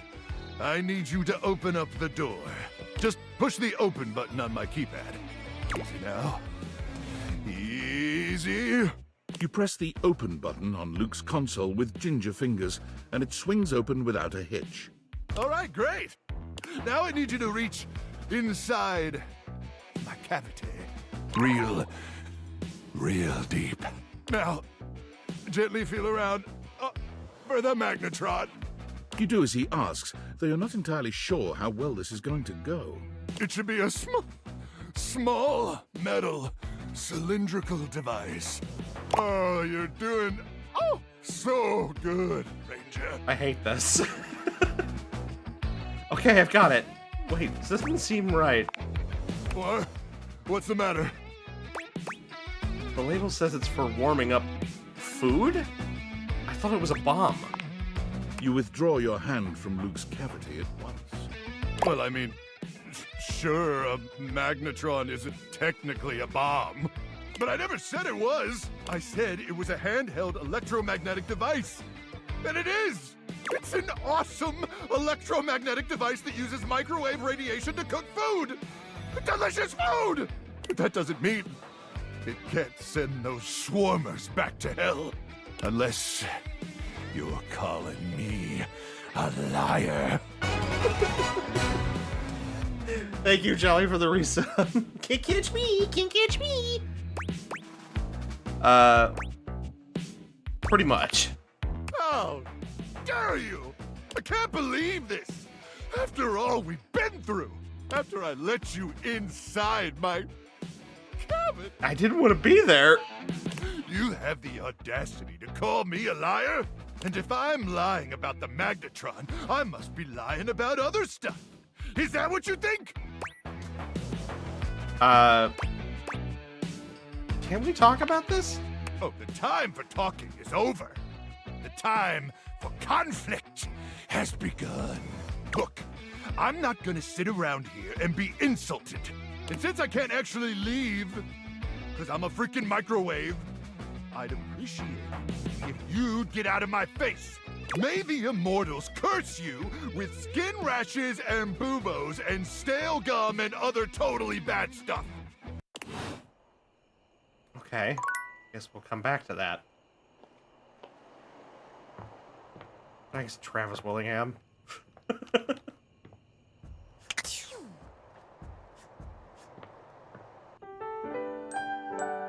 All right. Time for another round. All right, so we got a few things to work on here. So we God damn it, Lux. So we have finished Maggie, finished Arma. We have Ronaldini's story to continue.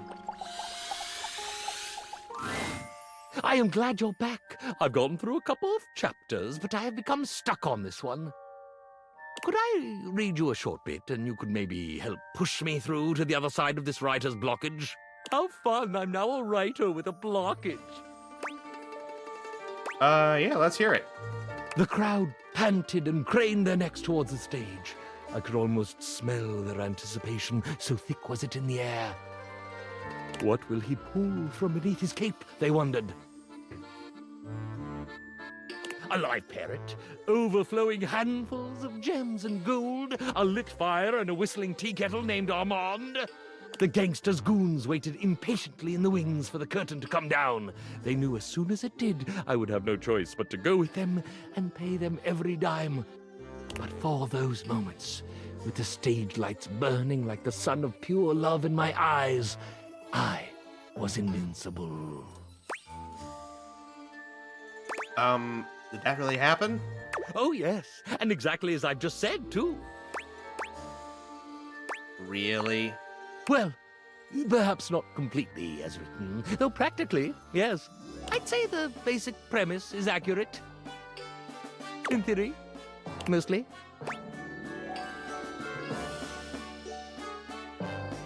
Okay, as an experiment, tell me exactly what really happened that night. I was in a home goods store in Muncie, Indiana. Nice place, very nice appliances. I had a little fling with a fast-talking juicer from aisle 14. And we're focusing... It wasn't bright stage light so much as the lights from the emergency exit signs, but it was red, and that was quite lovely and dramatic. I did have an eager audience, though. It gets quite boring in those shops at night, and I was welcomed entertainment. The only things I had to conjure from beneath my cape were a single purple light bulb, a pack of sewing needles, and one of those plugs that makes one plug into 3 plugs. I have one of those in my kitchen. And no gangster? No goons? No, just the juicer. She thought I'd been flirting with the magnetic screwdriver, and they happened to be quite good friends, so she was a little peeved at me. She seemed like a gangster's goon in that light, though. I'm glad you told me all this. You are? Your real story is so much cooler than the nonsense, albeit colorful, you made up. Really? Ron, just trust me, okay? I am reinvigorated. That's why I've had writer's block, because I'm trying to concoct a story instead of just telling one. Thank you. Thank you yet again, my friend, for inspiring me and assisting me and listening to me, the real me. I am deeply and sincerely touched. Now, off with you. Ron the Iron has some more biography to reveal to his potential anxious readers. All right. I have that one. Yes. Here, let's.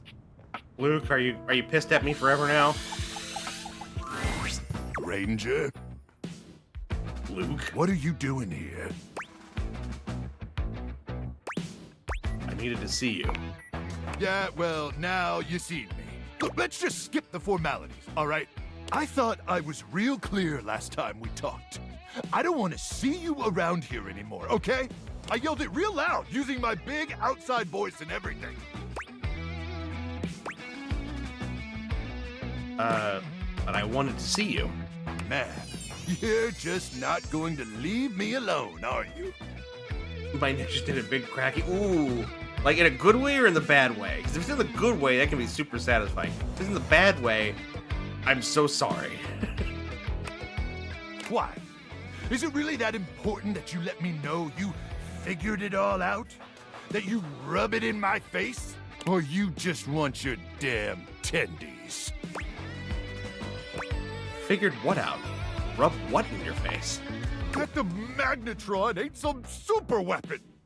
Good way, but also like 7 vertebrae in a chain. Oh god, you got 7 vertebrae combo? It's barely got enough radiation to microwave taquito. Taquitos. And I never actually achieved the rank of combat crew commander. Hell, Colonel Furnace probably doesn't even know I exist! Taquitos! Give me. Feed me. Truth is, I'm just our platoon's mess cook.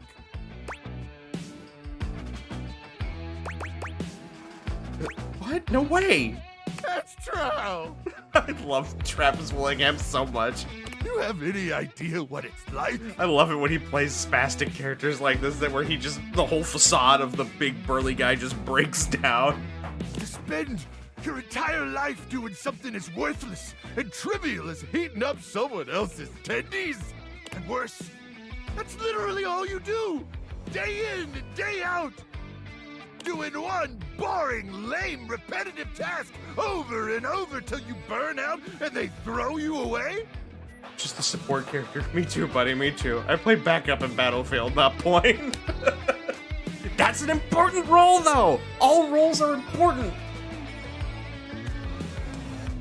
If you weren't playing backup, then what would happen if the point were to struggle and fall?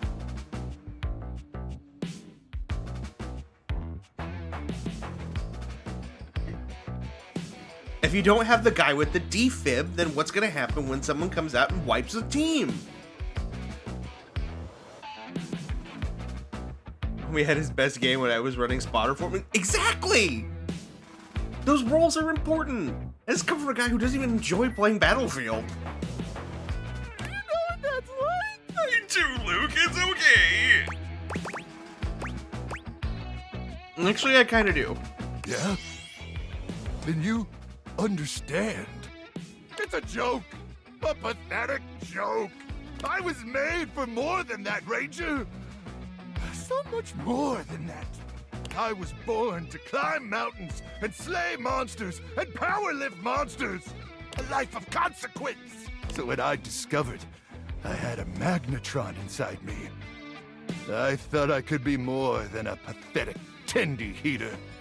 I could be Luke Nukem, savior of the Barrens.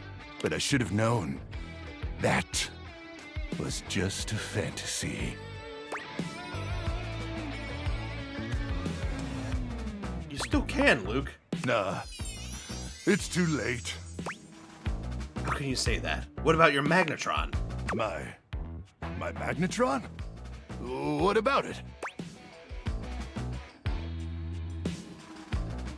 Well, you got literal radiation coursing through you. How cool is that? Huh. You know, I never really thought about it, but You're right. I do got a magnetron inside of me.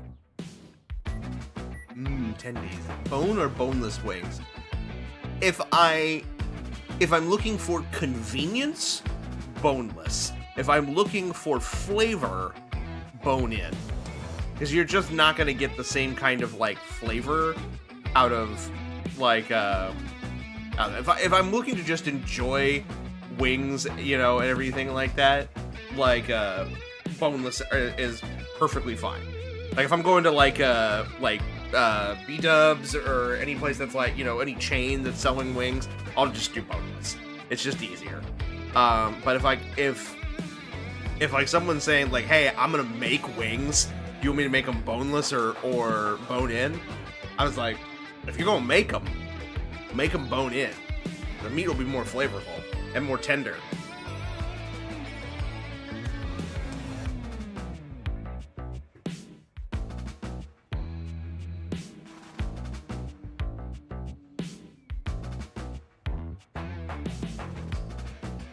And sure, maybe it ain't a nuke.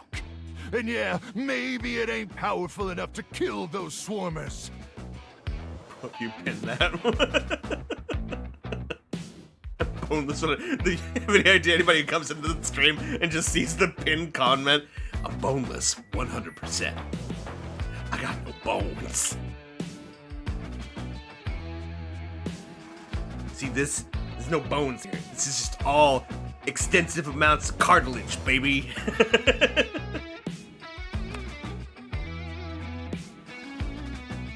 But that's what my bare hands are for. Hell yeah. Electromagnetic radiation courses through these veins. My very life force is fueled by unbridled radioactive atomic energy. Hell, I'm basically a superhero. A goddamn superhero. Exactly. Thank you, Ranger. Truly, meeting you has had a profound impact on my existence. You know, give me for that. I'll be forever grateful. I'll start pulling out the Duke Nukem quotes, Luke. And even though I never microwaved your tendies, and let's be honest, probably never will, I just want you to know how appreciative I am. My arch nemesis, pizza rolls. It's okay with me, Luke Nukem. I hope you'll still join me on my mission. As my true friend, fellow grunt, and dedicated swarmer bait. Put her there, Luke. Thanks, friendo. Now, grab your protein gels and suit up, Ranger. It's time to send these swarmers to hell.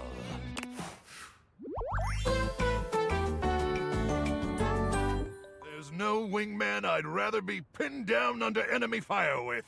Grounded swarmer bait. Dang, he's been watching me play Battlefield. How do you think he recruited you?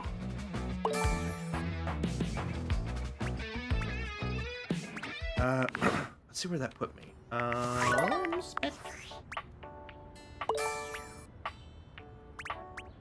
Charm and Sass are both up. So it's just Poise that's under 70. Alright, so cool. We got that done. Oh, might as well start. Maybe we start focusing on the stuff here on the counter? On this kitchen counter here? Let's do the air fryer. We have one Critical Role actor here. How about we do another one? The last few times you've heard Friar Errol before you've seen him, but the friar is unusually quiet today as you approach. It soon becomes clear why, as he's got his head down, reading something from a book. The smell of something fried fills the room. How's it going, Friar? If it is preaching the word of our Lord of Convection, then it is going beautifully. We've not had any converts just yet, but I feel the tide is turning. It occurs to me that perhaps I have been approaching this task incorrectly. You and I know that convection is the superior way to cook, but it seems that merely touting the superiority of a method of cooking is not enough. Apparently, sinners only grow more stubborn and more attached to their outdated old ways when faced with progress. Disgusting, really, but expected. I unplug him from the wall. Rolls a d20. Well, hey, you can do that. Try putting a exclamation d20 in, and Talkbox should do that for you. We'll see how well you roll. Roll for unplug. Got a 2.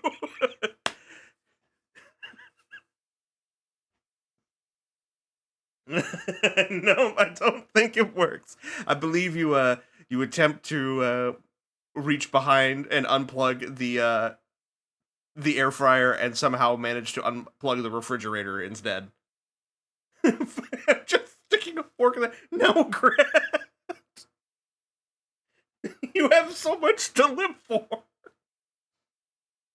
Who will bite Jolly if you're not here? So I have come up with a solution.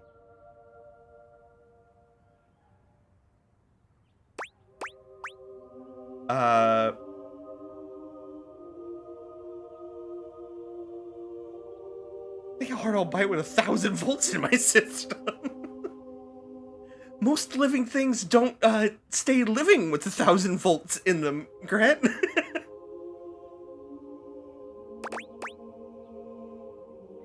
They tend to become significantly less bitey. You're going to try, you're going to do a taste test? Indeed I am. Okay, you've convinced me. 2 forks? No! No! We don't do that.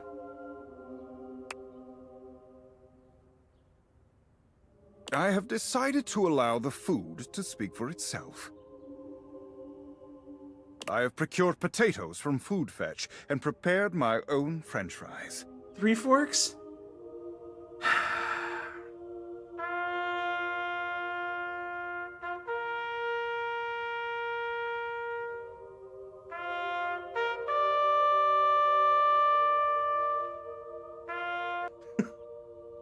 A spoon? What do you want from me? I want you to stop trying to put silverware into power outlets. Can we do that? I'll tell you what, you can just put the forks into your mouth so they reinforce your teeth. That logic works if you don't think about it. Not a drop of oil within. Metal on tooth? You know, some people have metal teeth.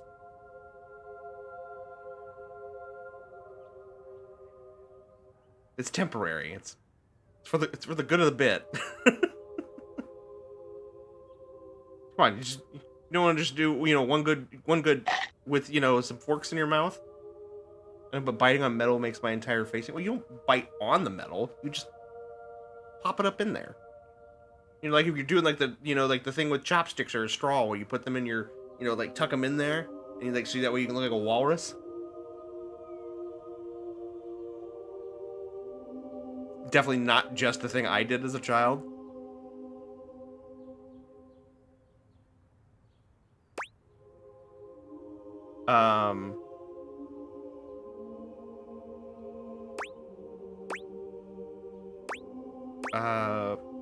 Uh-oh. O ye of little faith, only have a bite and see. What if I just pull his drawer out and run away? What, for the air fryer? Just like, just dip?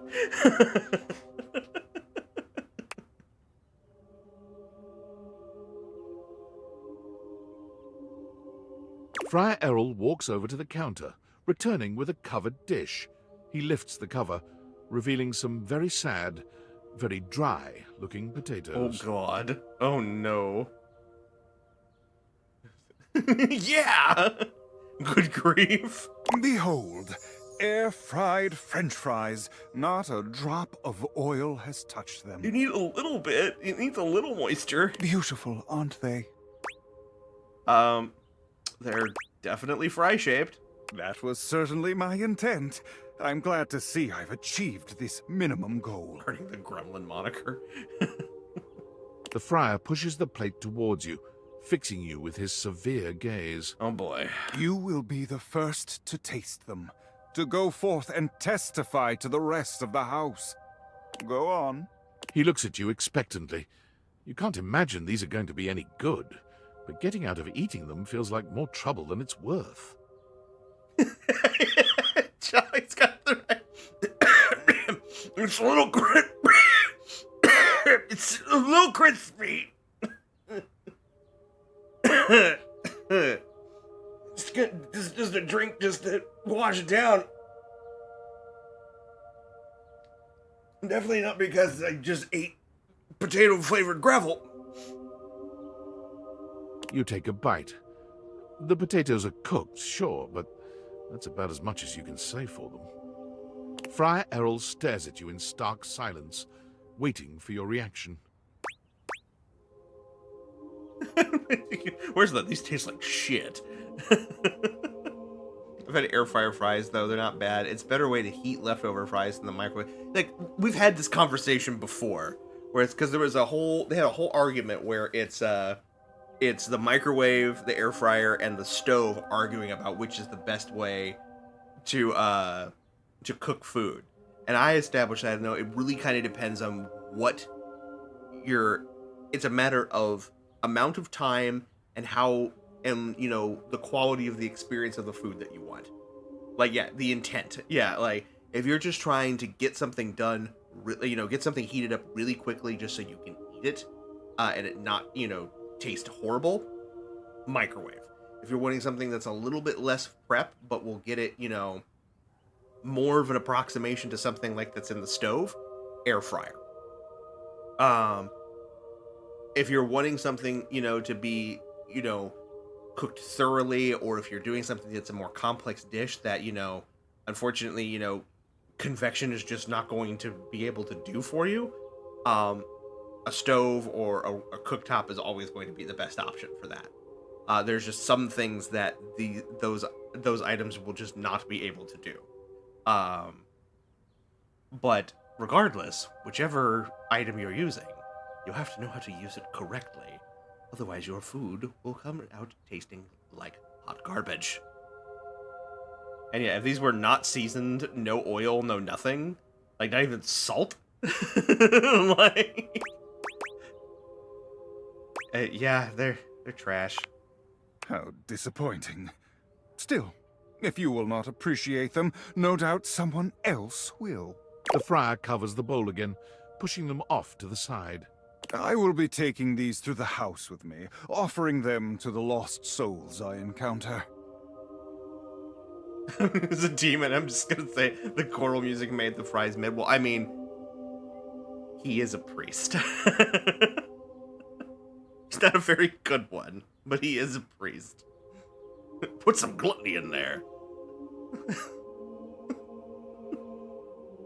The secret ingredient is gorging yourself. Which, at last count, is everyone but you and I in this house. Those are steep odds. They surely are, but I will prevail. The truth always does. When next we speak, I will have one last test of live a little. Be sure to bring your appetite. But until then, may you walk in his currents. In his currents? Oh my god. Man did just not call himself the truth. No, he said he was, you know, searching for, providing the truth, you know.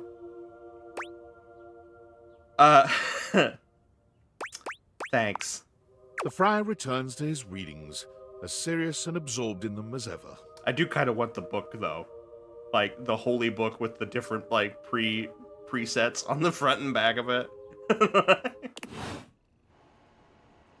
Wouldn't mind having that. Okay, so we have that, the Holy Manual. The Holy Manuel. That's the name of the manual if you hit it with date aviators. It just turns into a dude and his name is Manuel.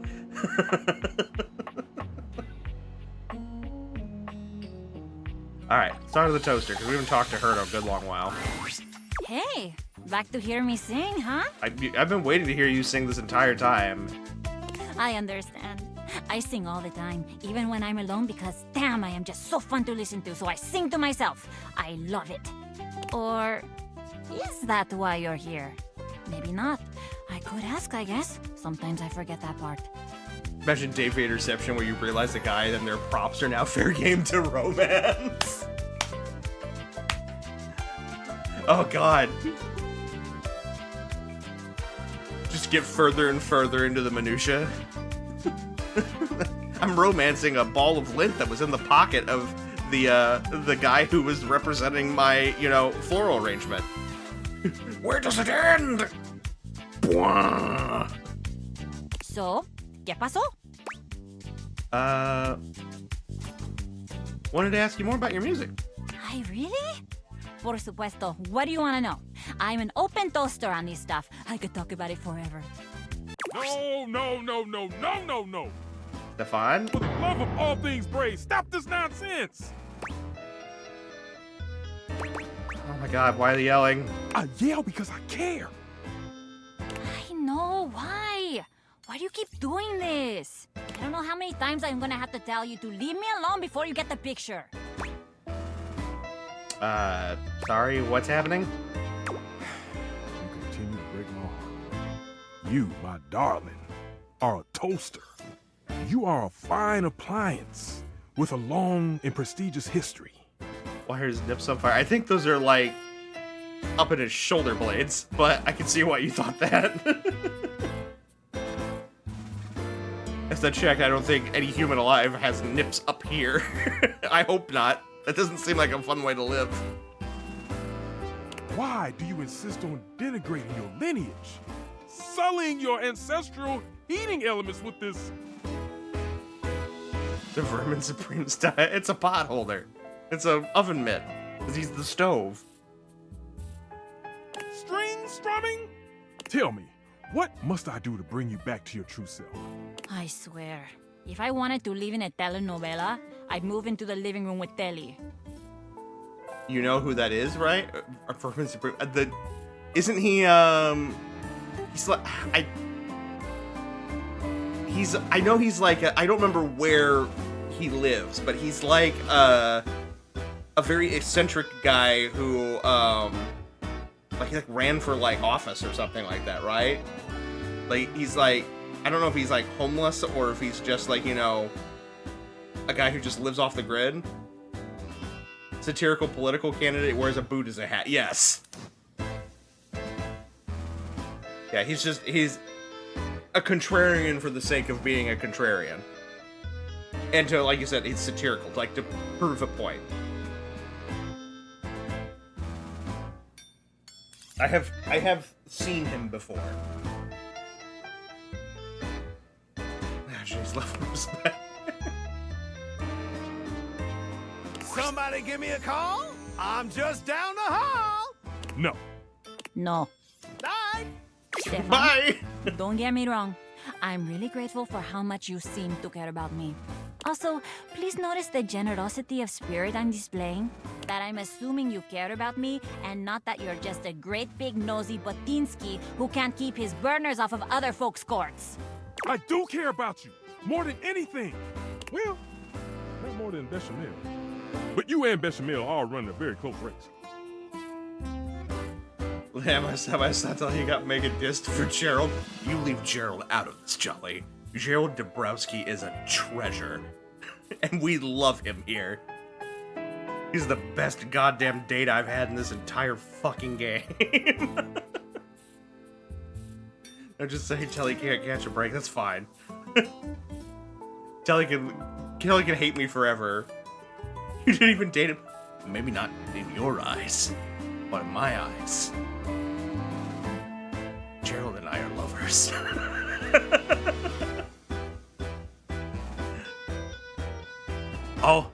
It'll be hard. I'll let him go when his wife comes back from their trial separation, but when it does happen, I'll be ready. I know it can't last forever. But lay off. I am completely capable of deciding what I want to do with my time and my talents, and I'm really getting fed up with your constant do better, Miranda, do different, Miranda. No, just stop. Enough already. Roryu, I can fix him in jail. No, there's no need to fix him. He's perfect exactly how he is. The man was passionate about teaching people xylophone. He spent all of his money on opening up on renting a space on public access television to teach people his passion. And I respect that so much. I respect it so very much. And his wife just didn't see that. A bitch.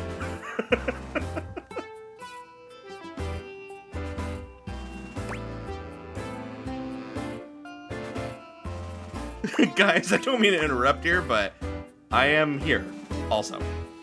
Actually, tell him, Miranda. I will. I have. You have no idea. Whoa. Stefan, I love you and all, but even my new friend here thinks you're being a little overbearing. Que vaya. Music is a completely valid and awesome thing for me to spend my time on. I love it. And I'm sorry, but I do love it a lot more than making toast. Toast is just my day job. It's not what I love. It's fantastic for me to focus on what I love. My music. You do agree, right? 100%. Do what makes you happy. Exactamente. I see that once again I have taken my cake out of the oven. Go, girl! Mm-hmm. It remains soft, gooey on the inside, and inedible. Perhaps I should try again, and perhaps I should accept that we'll never see knob to knob on this. There was probably a better way of saying that, Stefan. You know I love you anyway, right? Of course I do. And trust me, you're gonna love me even more when I write a song about you. Ah, yes. I'm sure I will. Well, Snapping goodbye then. took me out. Simmer on, my dear.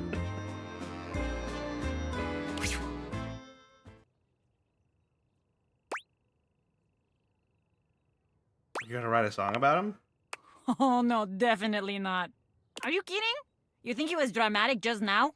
You should see him when he's happy. It's a thing. I don't have energy for that. Is that a knife as a bridge? Yes, it looks like it's a butter knife. You have a butter knife for the bridge. They've got the Browning slider as like something that you would like use for like an effects switch or something like that. I can't tell what the dials are, if anything.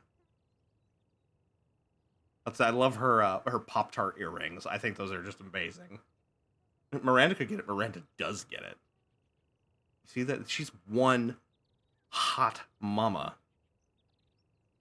You get what I'm saying? All I'm saying is, I'd toast to her. And now, que vaya. I am very busy. Come back later, maybe. I might have more time when this burst of inspiration is out of my grates.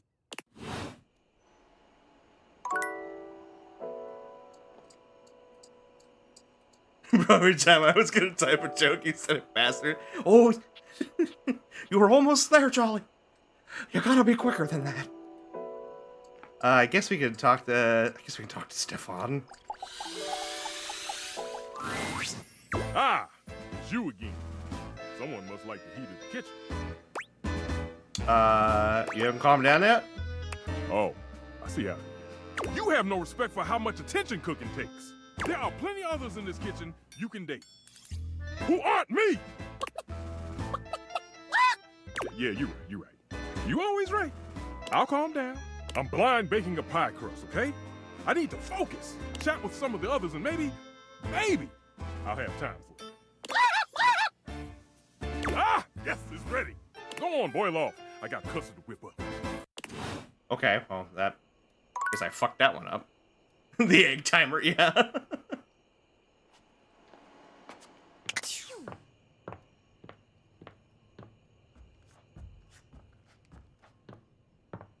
Alright. I got probably time for 1 or 2 more cycles.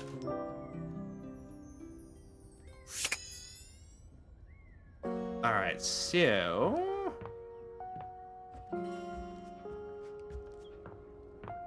we need to go talk to Ronaldini again. Ron! Welcome back to the home of I, Ron, who is both Ron and I, Ronaldini, an iron, a magician, and a writer, an official writer. No way, does that mean you finished it? I have finished my book, and should it please you, oh editor of mine, I'd like to read you just the last few lines. Only if they're true, okay? Oh, they're true.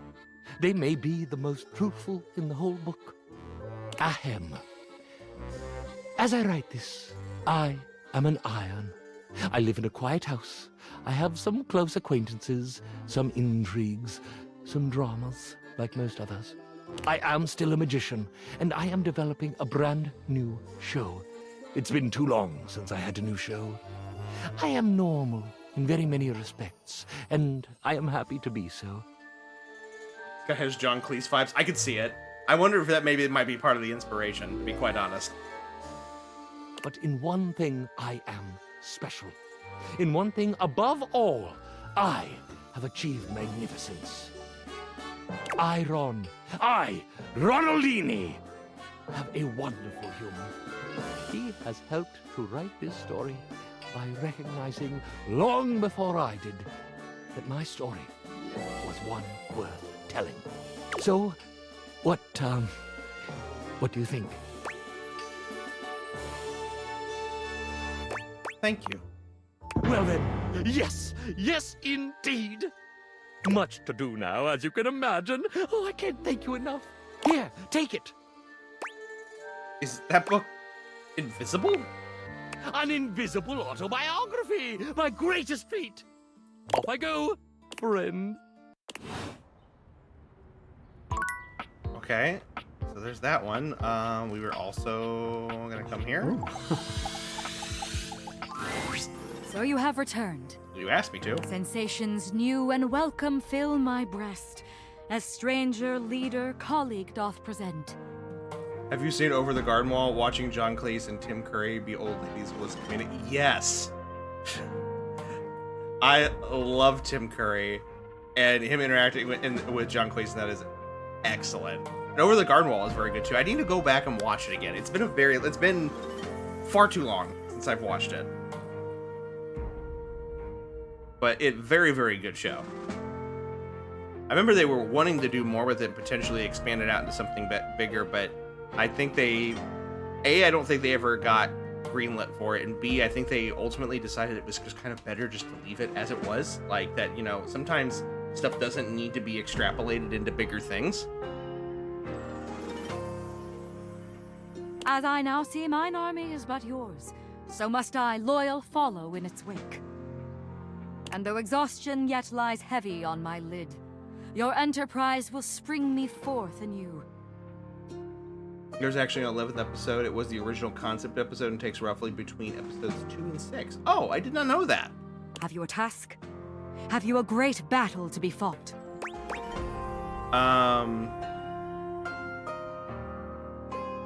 Well, what army are you talking about exactly? What army? Do you not know? It's not official, but you can find it on YouTube. Yeah, it's kind of like the original concept for the regular show was based off of a short where Mordecai and Rigby are regular people, and the reason why they turn into they're a blue jay and a raccoon is because they're tripping on acid.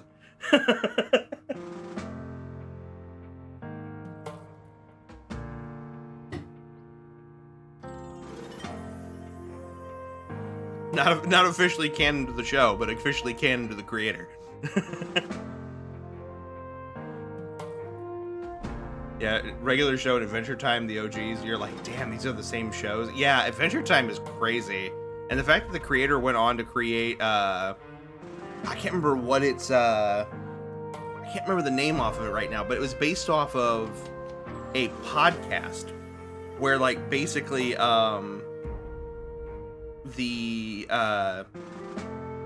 podcast host and like various like celebrities were like basically I can't remember if they were like just getting high or if they were like taking shrooms or something like that, and they were having these very big, deep, like metaphysical and spiritual talks about stuff. And the creator of Adventure Time made a whole show around it where like they took, you know, his like art style and the animation style that he's known for and just turned them into these big extrapolated you know, like metaphorical allegories for what they're talking about. And it ended with the last episode was the host talking to his mother, who was, I believe, terminally ill, and basically like her giving like last bits of advice as his mother, you know, and advice to other people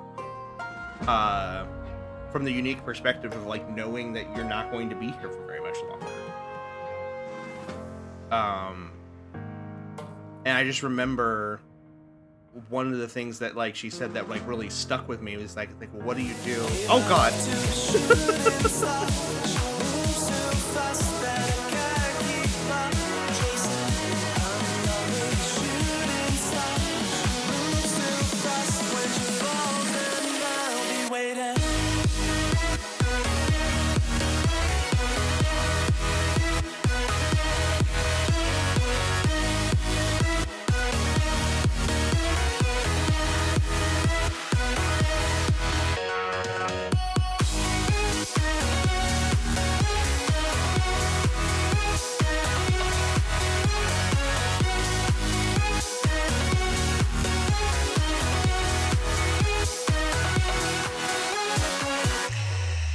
Welcome in, Kai. Hello, my soul sibling. I hope you are doing well. Thank you so much for the raid. It's an HR Kaiju raid.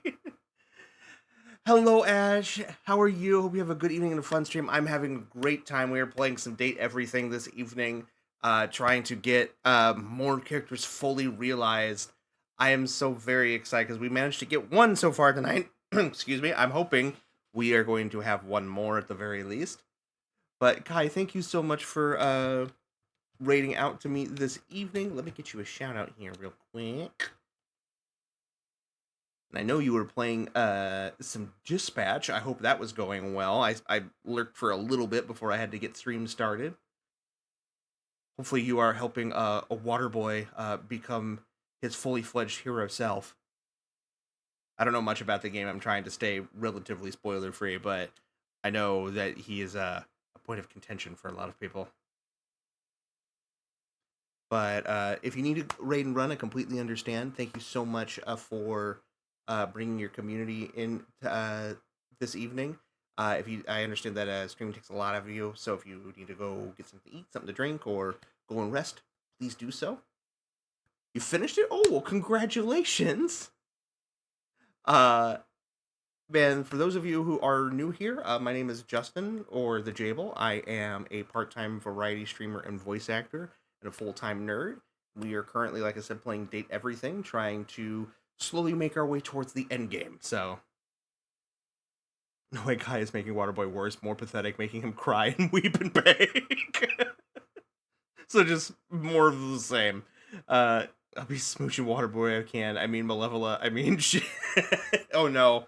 Kai, you've fallen into the trap.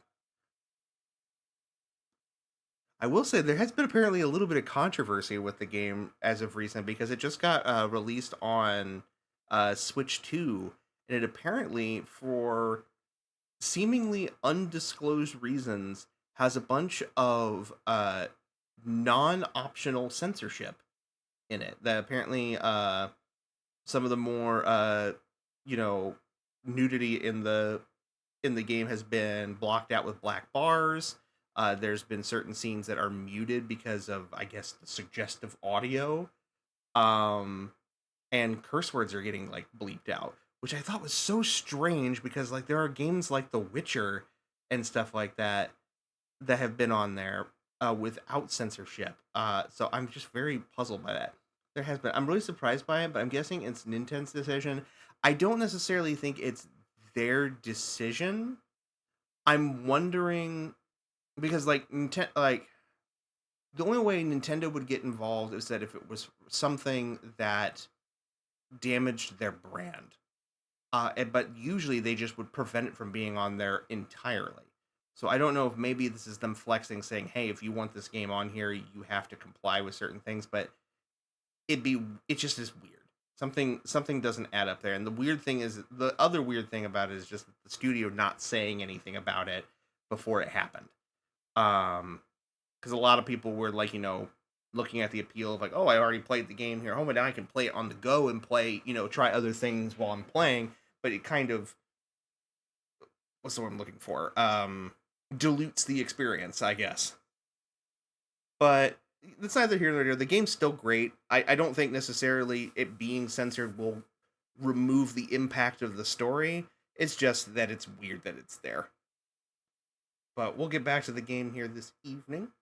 We're doing a run right now. I might do one more after this, just to round out our evening. They are the tiny bricks upon which an empire is built. They are the fluid flowing through the veins of the life you live, blood unseen. The cleanliness you take for granted, they provide at the expense of existence itself. So, Tide Pods? Would you meet them? Would you lift the veil from your eyes and appreciate the sacrifices that make you possible?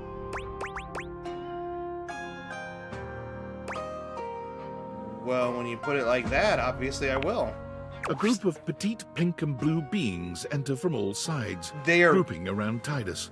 There's something intensely dramatic about them. Is it their tragedy mask-like faces? Perhaps the way they pose like theater players? I both love them and hate them at the same time. They are so delightfully ugly. So I'm being a good noodle and order dinner, so I'm going to scoot for a bit and shower, have fun. Well, thank you, Kai, again, for bringing your community over. Please enjoy your food, go get refreshed, and I will talk to you later. Thank you so, so much. They cluster around their leader, each striking an elegant and theatrical pose. Tidus spreads her arms wide. She's clearly proud of this little group. I present to you the Dipogenies. The Dipogenies. Oh, no. The Dipogenies speak as one, like a spring breeze-scented Greek chorus. Oh, we're gonna hear them talk, too? Lead us to the graves beyond! We shall purify and be purified! Oh. Wonderful. They are mine to command, though I do not relish in my duty. They are who I deploy into the fray. They bring me victory. They bring us victory. And it destroys them. Sound buzzers, and our dirtied ensign waves. Victory bought by friends in drowned graves. Mother! Children! Leader! Soldiers! We rally for thee, General! Third will end! Sacrifice! Sacrifice! Sacrifice! Oh my god.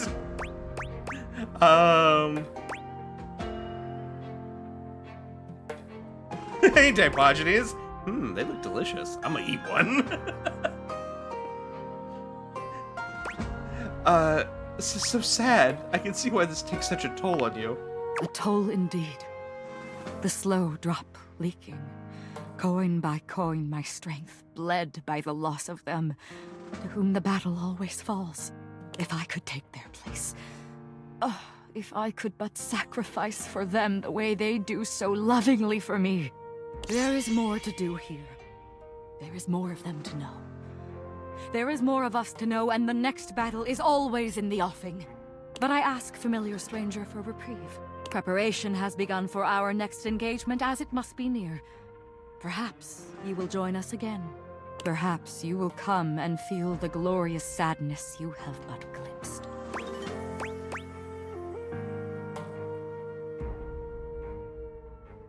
I think what you mean is come back. If so, I will. Promise. That is indeed my meaning. It pleases me to be understood, if only yet shallowly.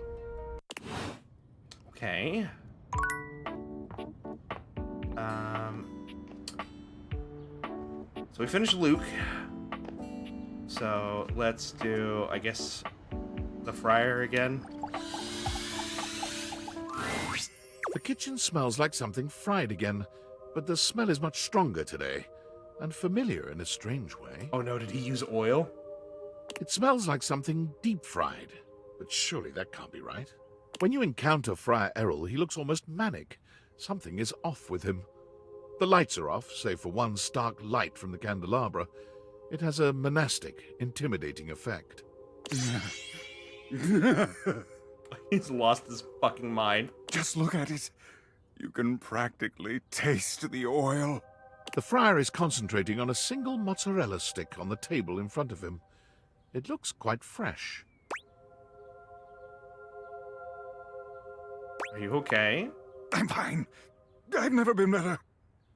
I'm going to understand the secrets of this oil-soaked monstrosity and destroy it once and for all.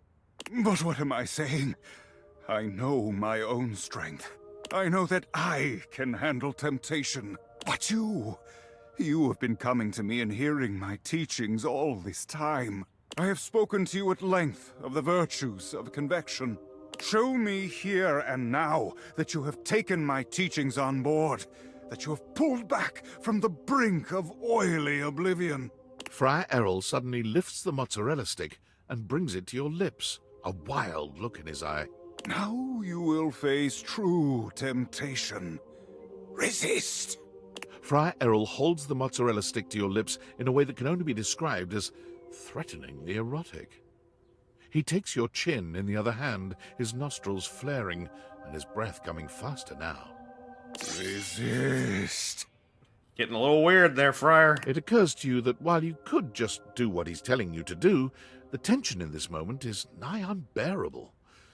It might be interesting to see what happens if you do something to break that Oh, can tension. I tempt him instead? Oh, please.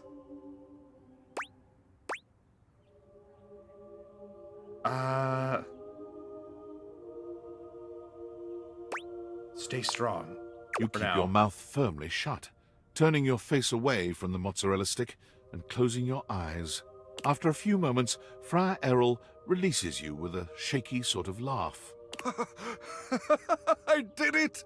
My teachings have reached you after all. He drops the mozzarella stick onto the table as though it were made of hot lead. I have achieved a victory in the battle for your soul. Oh, let me eat it again. If Give me an opportunity only to eat it. It were enough.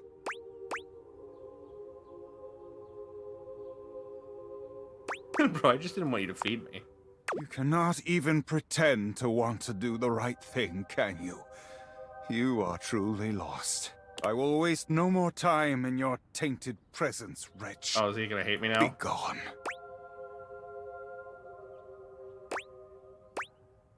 Maybe we'll get some nuggets. You have no shame, do you?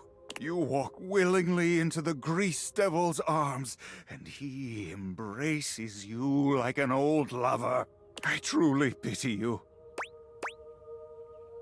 I pity you, Frico. I'm having a great time. Enough! Be gone from my kitchen! Perhaps more damning than the friar's condemnations is the pointed silence that follows as you leave. There are no prayers, no plans for saving your soul. It's clear whatever sort of relationship was building between you and the friar is well and truly over now. Well, damn. Be gone, grease devil's puppet. Alright, well, I mean, we still get a little bit of something for that. Forgive me, Father, for I have grinned. Alright, Reggie. Alright, Toaster, Miranda. Phew, glad you're here. I need a break. I have been thinking about this new song I want to write, and it's super fun, but it's also super exhausting. Like, I kind of feel like my coils are gonna uncoil or something, and I'll just be like this really sexy, talented metal puddle on the floor. It's weird. No, I totally get it. Can I help? Don't turn into a puddle. You can totally help. Oh wow, this is actually great. Usually I write all my songs alone, but for some reason, this one is just not going. Do you want to be my writing partner for a sec? Oh, fun. Yeah, let's go. Attitude on point. Love it. Entonces vamos. Okay, so I'm gonna ask you some questions. You ready? Of course. Perfecto. Now, where did I put my notes? Gotta be careful with them so they don't incinerate. Ah, here they are. Okay. When you think of love, what's the first word that comes to your mind? Happiness. Ay, that's so sweet. Have you ever been in love? Yes. Oh, really? Oh, that's so great. I love being in love. And this lucky other, do you still love them? I really do. That's amazing. I guess you're both lucky. I was in love once. It's probably hard to imagine this now with how, like, totally independent and self-sufficient I am. But we almost got married. Oh, wow. What happened? It was a miscommunication, I guess. Toaster oven. I really loved him, but he wanted me to settle down. I don't know. I guess I just had bigger dreams than that. And I wasn't gonna let anybody get in the way of the future I could see for myself. You get that, right? Yeah, I completely understand. I knew you would. If you can believe this, a lot of people think I'm really selfish for doing that. Like, they see it as I totally spat in the face of this great love. I mean, it's a matter of what you think is most important to you, right? But I just don't know who I'd be if I wasn't this.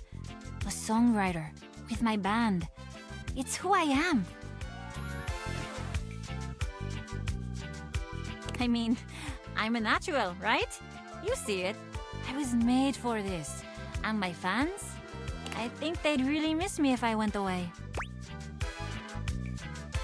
We better get this song written for them then. Of course. Love, happiness. Usually songs about tragic love are easier, but let's switch it up. A love so beautiful like... Watching the sunrise?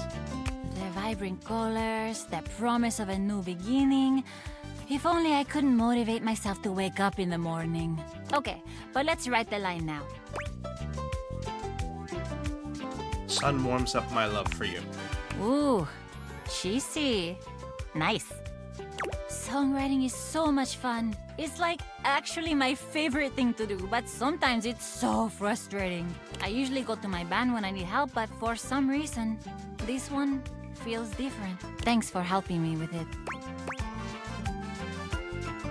I'd love to see you again. Maybe not for work, though? Not for work. I get it. You're flirting again. Nice. You know what? You earned it. The next time we hang out can be a real, official date. Don't actually bring me flowers or anything. I have the worst track record with, like, wanting to admire them and then all of a sudden they're in flames. It sucks. But you can, like, think about bringing me flowers. Deal? You're cute when you're awkward. I am cute all the time. Duh. It's a date then. I'll see you soon. All right. And then we'll do Stefan again. Ready! Stefan, buddy! Oh, hey, don't buddy me. What is it that we talked about last week? I can't remember. A smart fridge. But yet, you can't remember one simple thing. Tell me, why did you order a slot pocket from me? Oh, because they heat better in the oven. Those are foods for Luke, not me. What's the big deal? What's the big deal? What? See, this is why I... Okay. Cool down, Stefan. They don't know any better. I need both of you to listen very closely. I can heat a slot pocket to perfection. Okay, so why didn't you? But I was not given both convection and conduction for it to be wasted on frozen pastry filled with subpar meat products. If you want something like that done, you can talk to Luke, not me.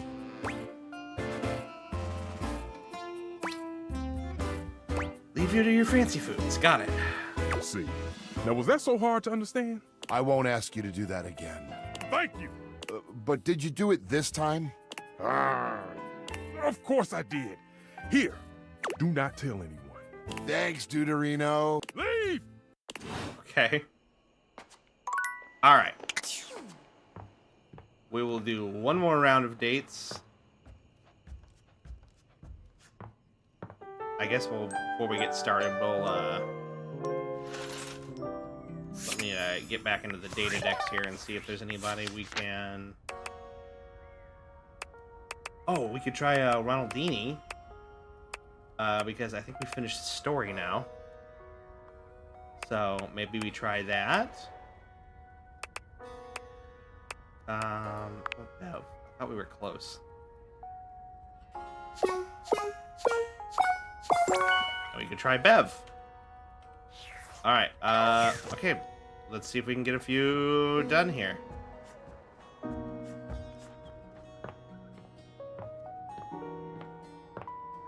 Bobby's story's done, so that shouldn't be keeping Ronaldini here. Ah, my love, my truest companion and most trustworthy lover. My book is complete. My show was a success. I can confidently say, not in my whole existence as an iron, as a magician, as a writer, great hell, as a Canadian, have I ever been this happy. I love you. I love you!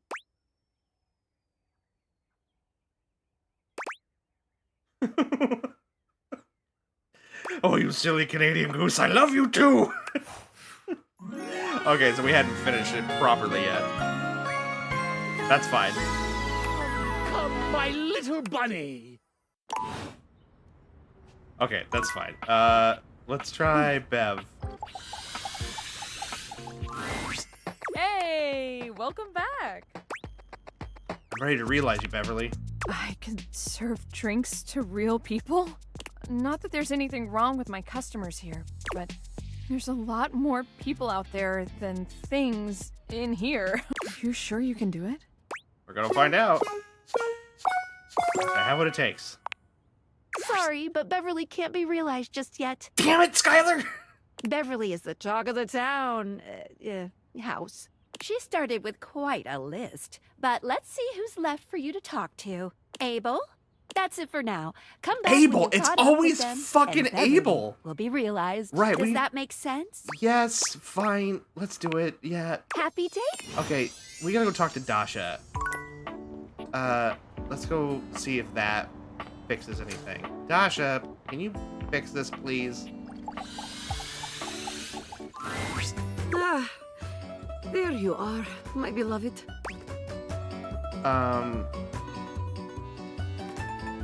Okay, that doesn't help me. Give me a lift. No, you rise far higher in the air than is recommended by most professionals, but Dasha safely puts you down, and thus, satisfied, you take your leave. Okay, so that didn't help. I've got to get him to talk to us somehow. Oh, cool, more pictures.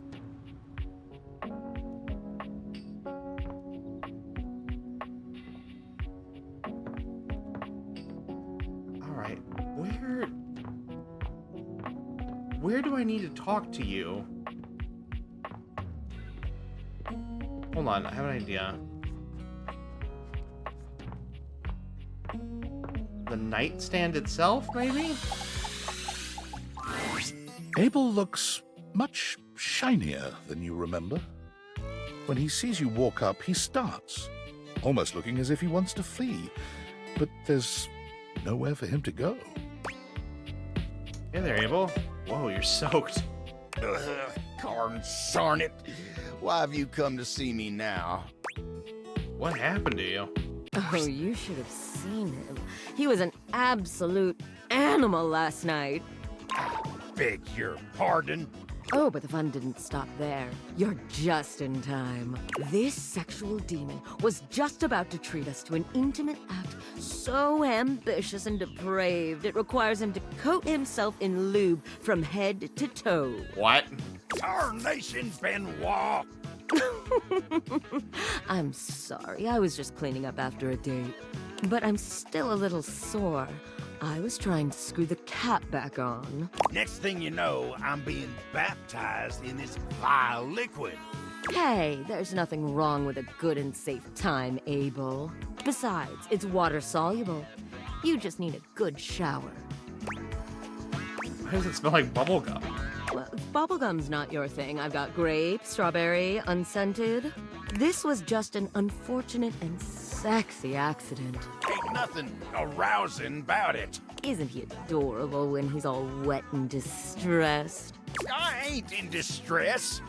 Now leave me be, you miserable rascal. Oh, but it's so fun seeing you like this. Go on, get.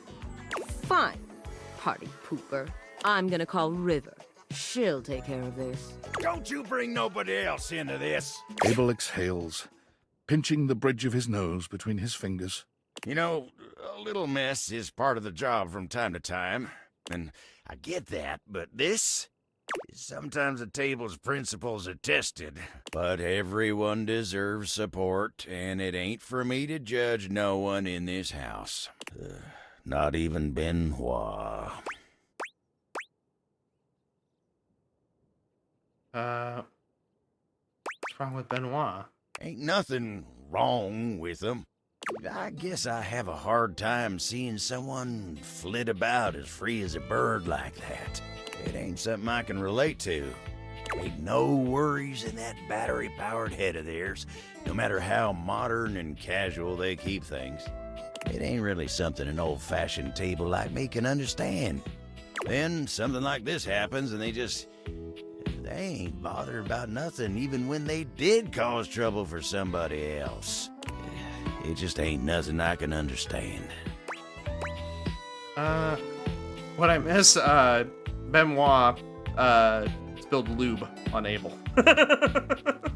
It's bubblegum flavored.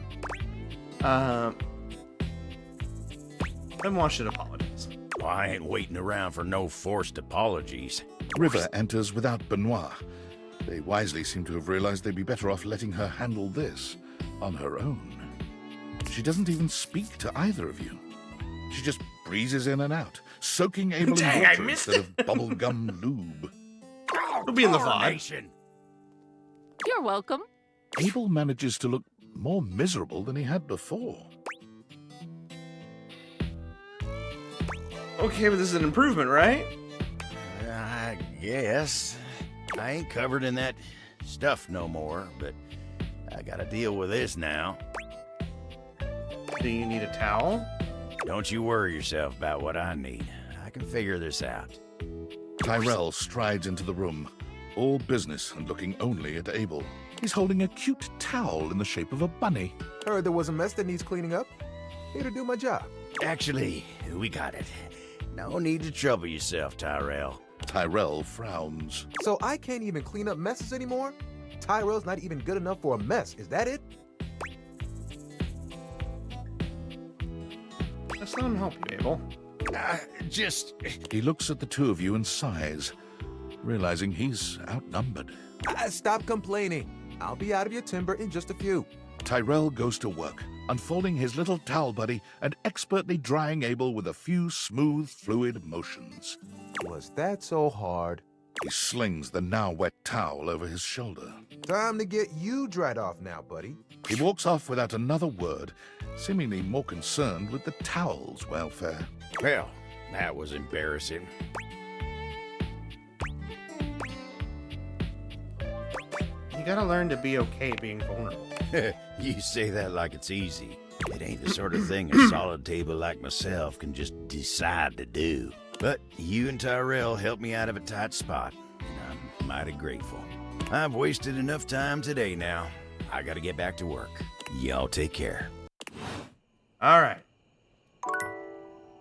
Maybe we can make some progress now. Okay, I've decided I'm probably gonna do one more after this because I think there's gonna be characters we can realize now that we've actually made progress with Abel.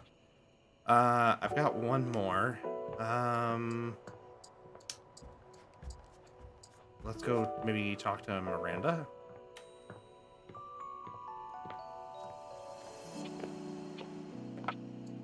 I really would like to finish off realizing some characters tonight if I can help it. Well, looking so fresh and crispy. Kinda wanna spread jam on you and take a big bite. Did you freshen up just for little cutie Miranda Dulcita? I bet I did. You're worth it. Ay, you're so sweet. I mean, you are so right, but you are so sweet. I think Grant froze. So, we are on our date officially. It's happening. The day is here. Let's do this. I'm gonna be super generous and let you choose the first thing we talk about. No. You like the pretty toaster lady, Grant? Is that what it is?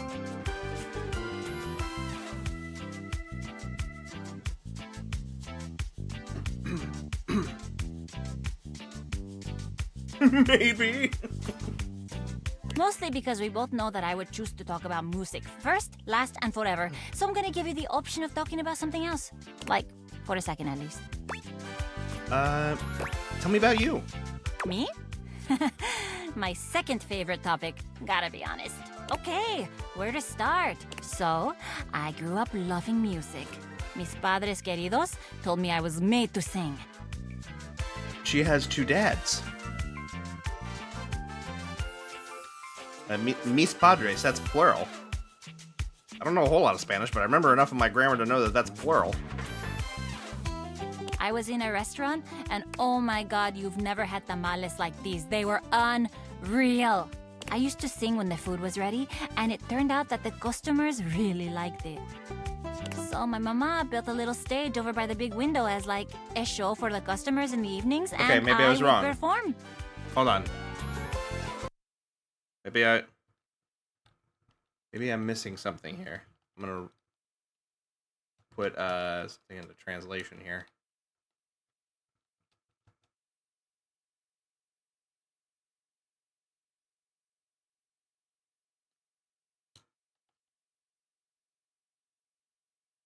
Oh, just my dear parents. Okay, my mistake.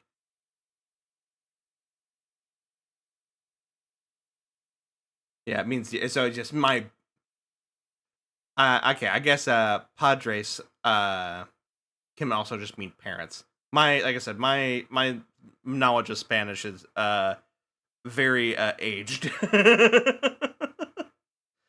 I took it for a few years in high school. I remember some things. I remember a lot of the grammar rules and stuff like that, but the actual language itself, unfortunately, is a lot of it's lost to me at this point. But yeah, she said my dear parents. I suck with Romance languages. I'm a Germanic languages kind of guy. I am fascinated with language. I love it. I would love to. I wish I had more time to dedicate into learning languages and stuff like that and had the focus for it. Because that's the other thing too, is I just lose focus.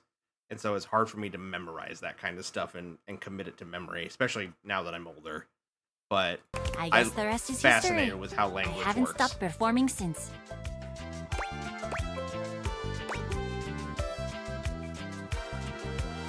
It sounds like your parents really supported you. They totally did. My dad was a little tougher. He really wanted me to be a cook like he was. A toaster oven. Kind of like Stefan. But I swear, beyond making things hot and crispy, I'm like totally useless in the kitchen. I have a good enough German skill to get by on a surface level newspaper read, but I'm not like ad hoc chat about stuff. Yeah, I can get, like I said, I can read well enough to kind of brute force my way through a sentence or on what something is saying most of the time. And I remember most of my numbers and a few choice phrases, and like if you put the words in front of me, I could probably pronounce them fairly accurately, but I wouldn't necessarily know what I'm saying. I once tried to toast refried beans, and I thought my dad was gonna collapse right onto the floor and cry. He came around though, and he saw how happy singing made me. But let's talk about you now. Tell me a little more about yourself. What do you do for fun? Do you like books or movies, or like, what do you do to relax? Let's see what I got here. I love video games. Oh, nice. Okay. I haven't played games in forever. I remember I really liked them when I was a kid, though. What are you playing right now? Paper Mache Man, the newly refurbished store. Tennis with enemies. Video James. I'm playing Date Everything right now. Date everything. That sounds really interesting. What's it about?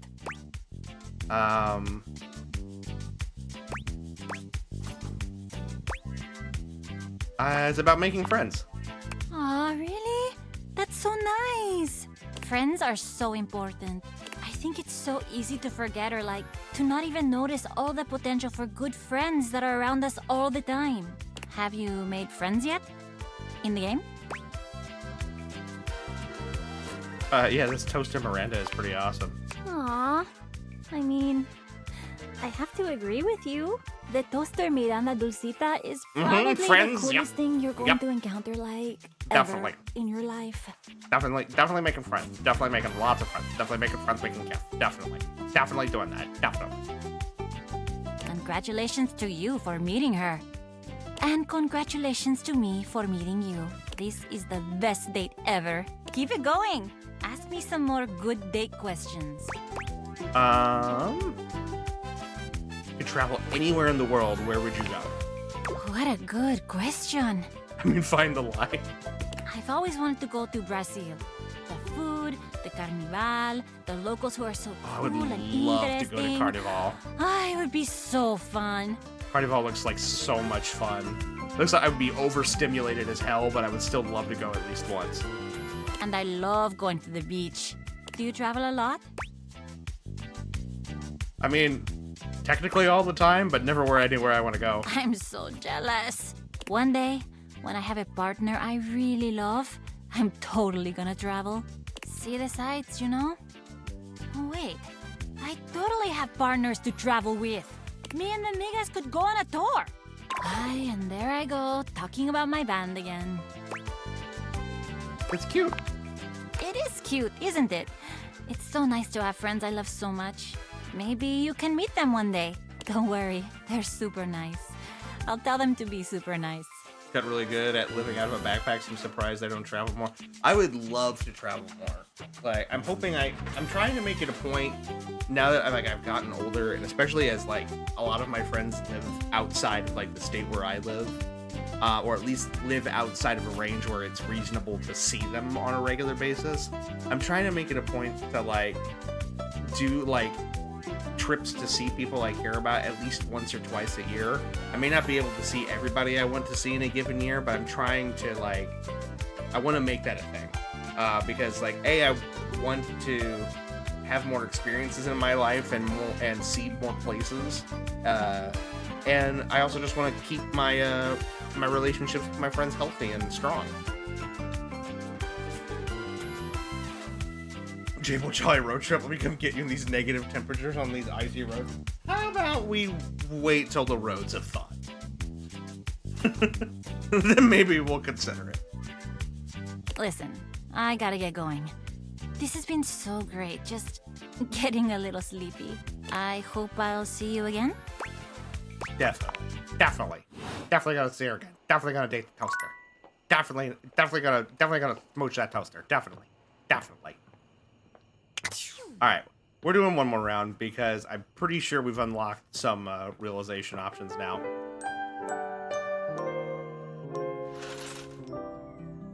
So we're gonna give him a shot. River, didn't they say there was?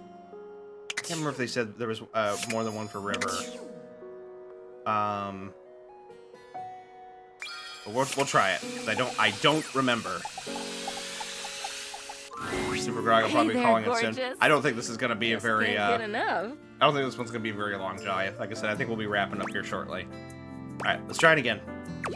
No more state changes? Oh my god. Are you actually ready Yes. to do this?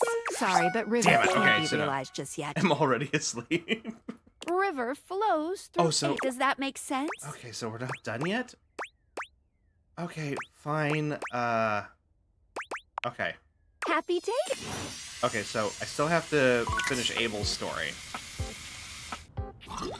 So maybe we go talk to him again?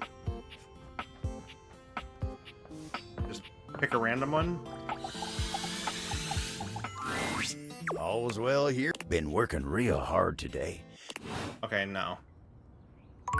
Maybe I gotta talk to him back upstairs again. Okay, well, cross that bridge when we get there. We know we can't do Bev.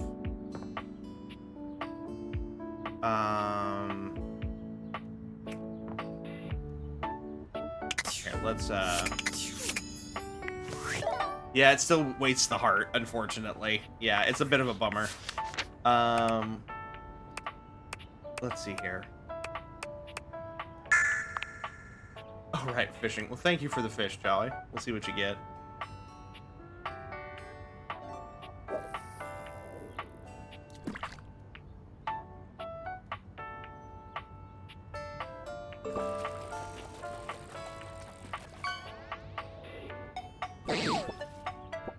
Is that a flea bass? Oh, you got a shiny flea bass. Hell yeah.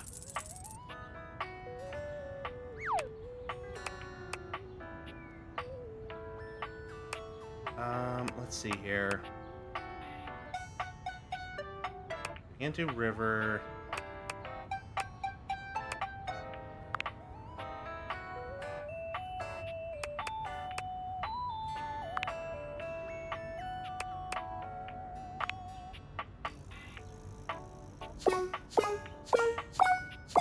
Try Gaia. Nope. I don't want to put it back.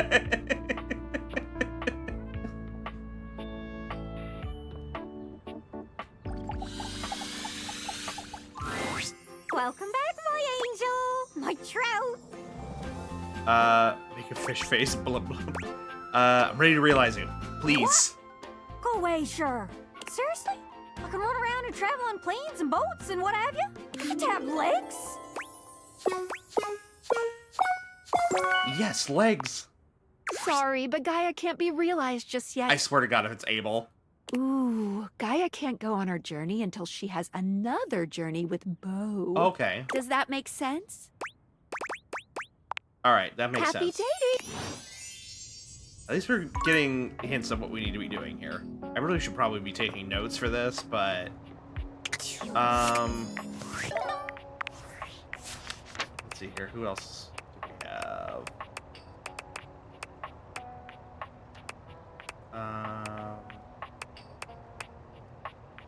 Sinclair.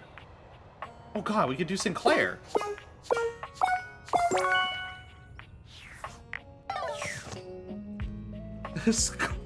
Skylar, quit actuallying our dreams. Please.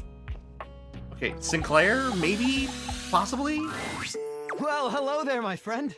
Allow me to shake your hands. Don't mind if he gives you a lick. He's very friendly. And antiseptic.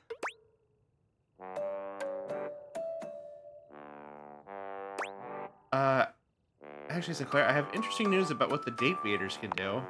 What's that? We can turn you into a human and we can get to the bottom of your story. Is it painful? I don't think so. Darn! I'll do it anyway. Am I supposed to do something? Dance in a certain manner? How about like this? Sinclair begins dancing erratically. Oh God, I hope this works. Let that sink in. Okay, fine, Jolly. Please. Keep that up, it's working. Okay, Mr. Sink. I can't wait to see what happens. The spectral energy flows through your Dateviators, and what was once merely a sink becomes... Holy!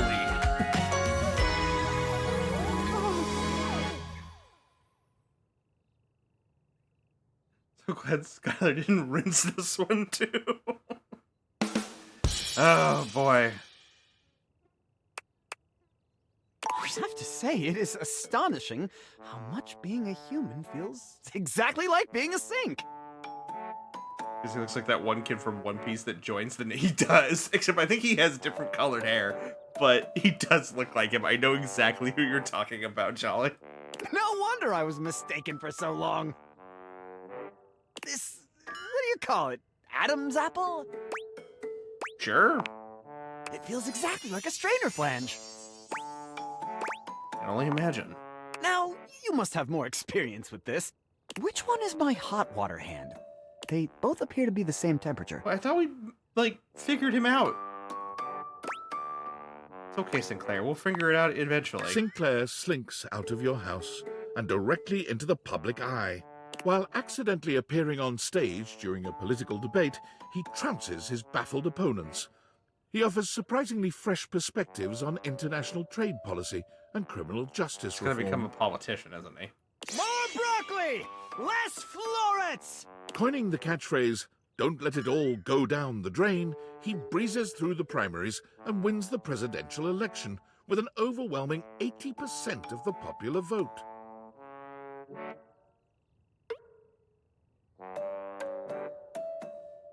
Well, he'd probably do better than the current guy, so... On Inauguration Day, Sinclair forgets to show up for the entirety of his first term in office and promptly wins a second. Okay. So that's another one. We got one more. Okay. Well, we did get another one. Let's see here. Who else do we have? Ready? Not quite. Luke, how about you? I don't think we're high enough yet. Close, but not quite. God, dishy. Oh yeah, we hadn't tried Ronaldini yet. Okay. Can we get two? We're expands. I think they're supposed to be. My only. How may I be your lovely assistant? I think they're supposed to be like rubber, like you know, like the flaps inside of a sink, like a sink drain. I want to tell Dishy to meet me in the parking lot after school so we could throw hands. Okay, hold on. Let's see if we can. I'd actually like to perform the greatest trick of all, making you a human. Ha! Now you are the one playing tricks. For if you truly meant it, if you truly meant that you were going to realize me and make me human, well, then this would be the most exciting day of my whole existence. And when I woke up this morning, I was by no means prepared to have the most exciting day of my existence. So... Well, get prepared, because it's happening. By all the holy starch and pleats! Yes! Let's do this! Ultimate magic trick, begin! Don't ruin it for me. Okay, here we go, then. Sorry, but Ronaldini, can't be realized just yet.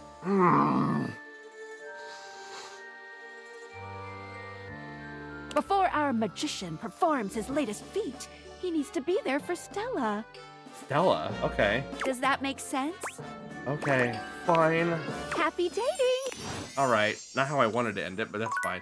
So after we realize everyone, are we now even more broke than before because all our housework and furniture just got done? No, so what it does is like the game kind of explains this, is that like the characters are not the they are both the objects as well as a manifestation of the object given human form.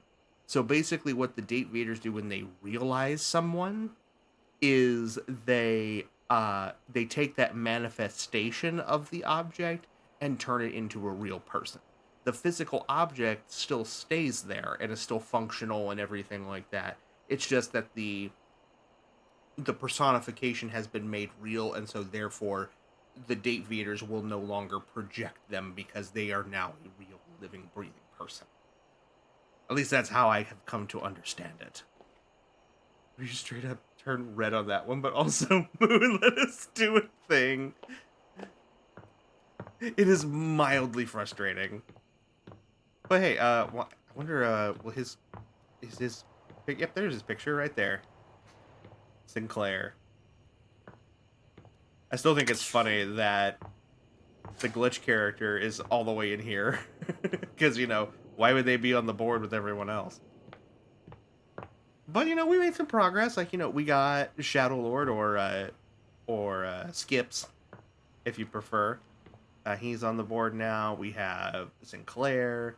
and then you have Shelly and Holly, and then Bobby, and then you got Lucinda down there. Oh, should you Skips? He's right here. He's a beautiful baby boy. He's so precious. Here, I can, I'll do you one better. He should be viewable in full. Why is his hair better than mine? I don't know. Conditioner? There he is. He's very precious. I love how, like, his OC form is, like, on the shirt. It's very, very cute. Oh my god, he's invited to my birthday party? He's invited to your birthday party, but I'm not? Because I'm a nerd, isn't it?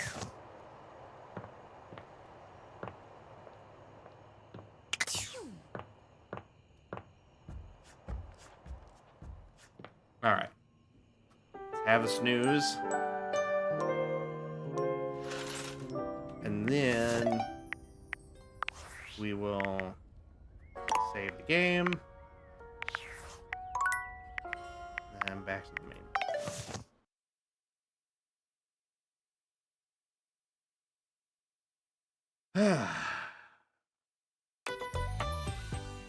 It's just gonna be me and Skips because I haven't invited anyone else. I don't think that's a birthday party anymore. I think that's just the date. I could be wrong though. Okay, let me let's get some closing music on here. There we are. Okay.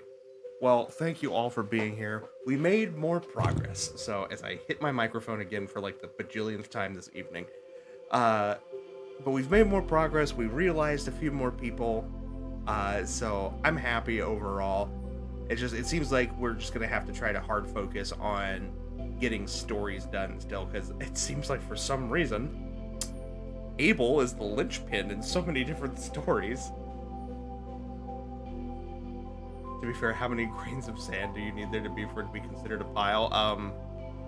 A pile's worth? Like, I don't know. What do you want from me? Like, but that's gonna be it for this evening, guys. Thank you so much for being here. I hope you all are excited for tomorrow, because tomorrow is our big community night stream. We'll be playing Peak with other members of the community. Guys, if you haven't already joined us and you're new here, we do have a Discord. That's where we vote on community nights, where you can sign up to play and be able to get access to, you know, mods if we need them for certain games and things like that. So I hope you'll join us there. It's a little on the quiet side, but we're slowly growing and more people are there and talking, and I'm always excited to see what you guys are working on or that you're interested in. It's a great place to ask questions or recommend games for the stream in the future. So really love it when I see people from the community come and join us there. For the mellow, soft music and chill right at the end is the perfect 2 a.m. send-off. I like trying to keep things, you know, nice and calm as we wrap up, you know? Like, high energy's fun too, but, you know, sometimes when it's, especially when it's late at night like this, it's better just to, you know, vibe out a little bit. But like I said, we'll be back tomorrow for that. That's going to start at 6 p.m. Central. And then, like I said, I will be over at on Uzi's channel earlier in the day to play some games with him and his community for his big send-off stream. So if you guys have a little bit of free time, please be sure to stop by and say hi and, you know, wish him well. I'm sure it's going to be lots of shenanigans. So before we finally part ways, let me see if there's anybody we can raid out to. Anybody up and running still?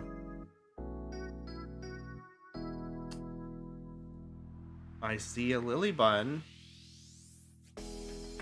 She's still playing? Or is she wrapping up? She's still playing. But she's playing a game called Cryo. So I will send you her way. Lily is very precious to me, and we have been friends for a very, very long time, so I always love supporting her when I can. And you can go and join in on the raid and support her in her new journey experimenting as a VTuber. So I will send you her way. For now, though, that's it for me. So I will part as we normally do with a adios, an au revoir, and a wiedersehen. Good night, everyone, and I will see you tomorrow for community night. Take care.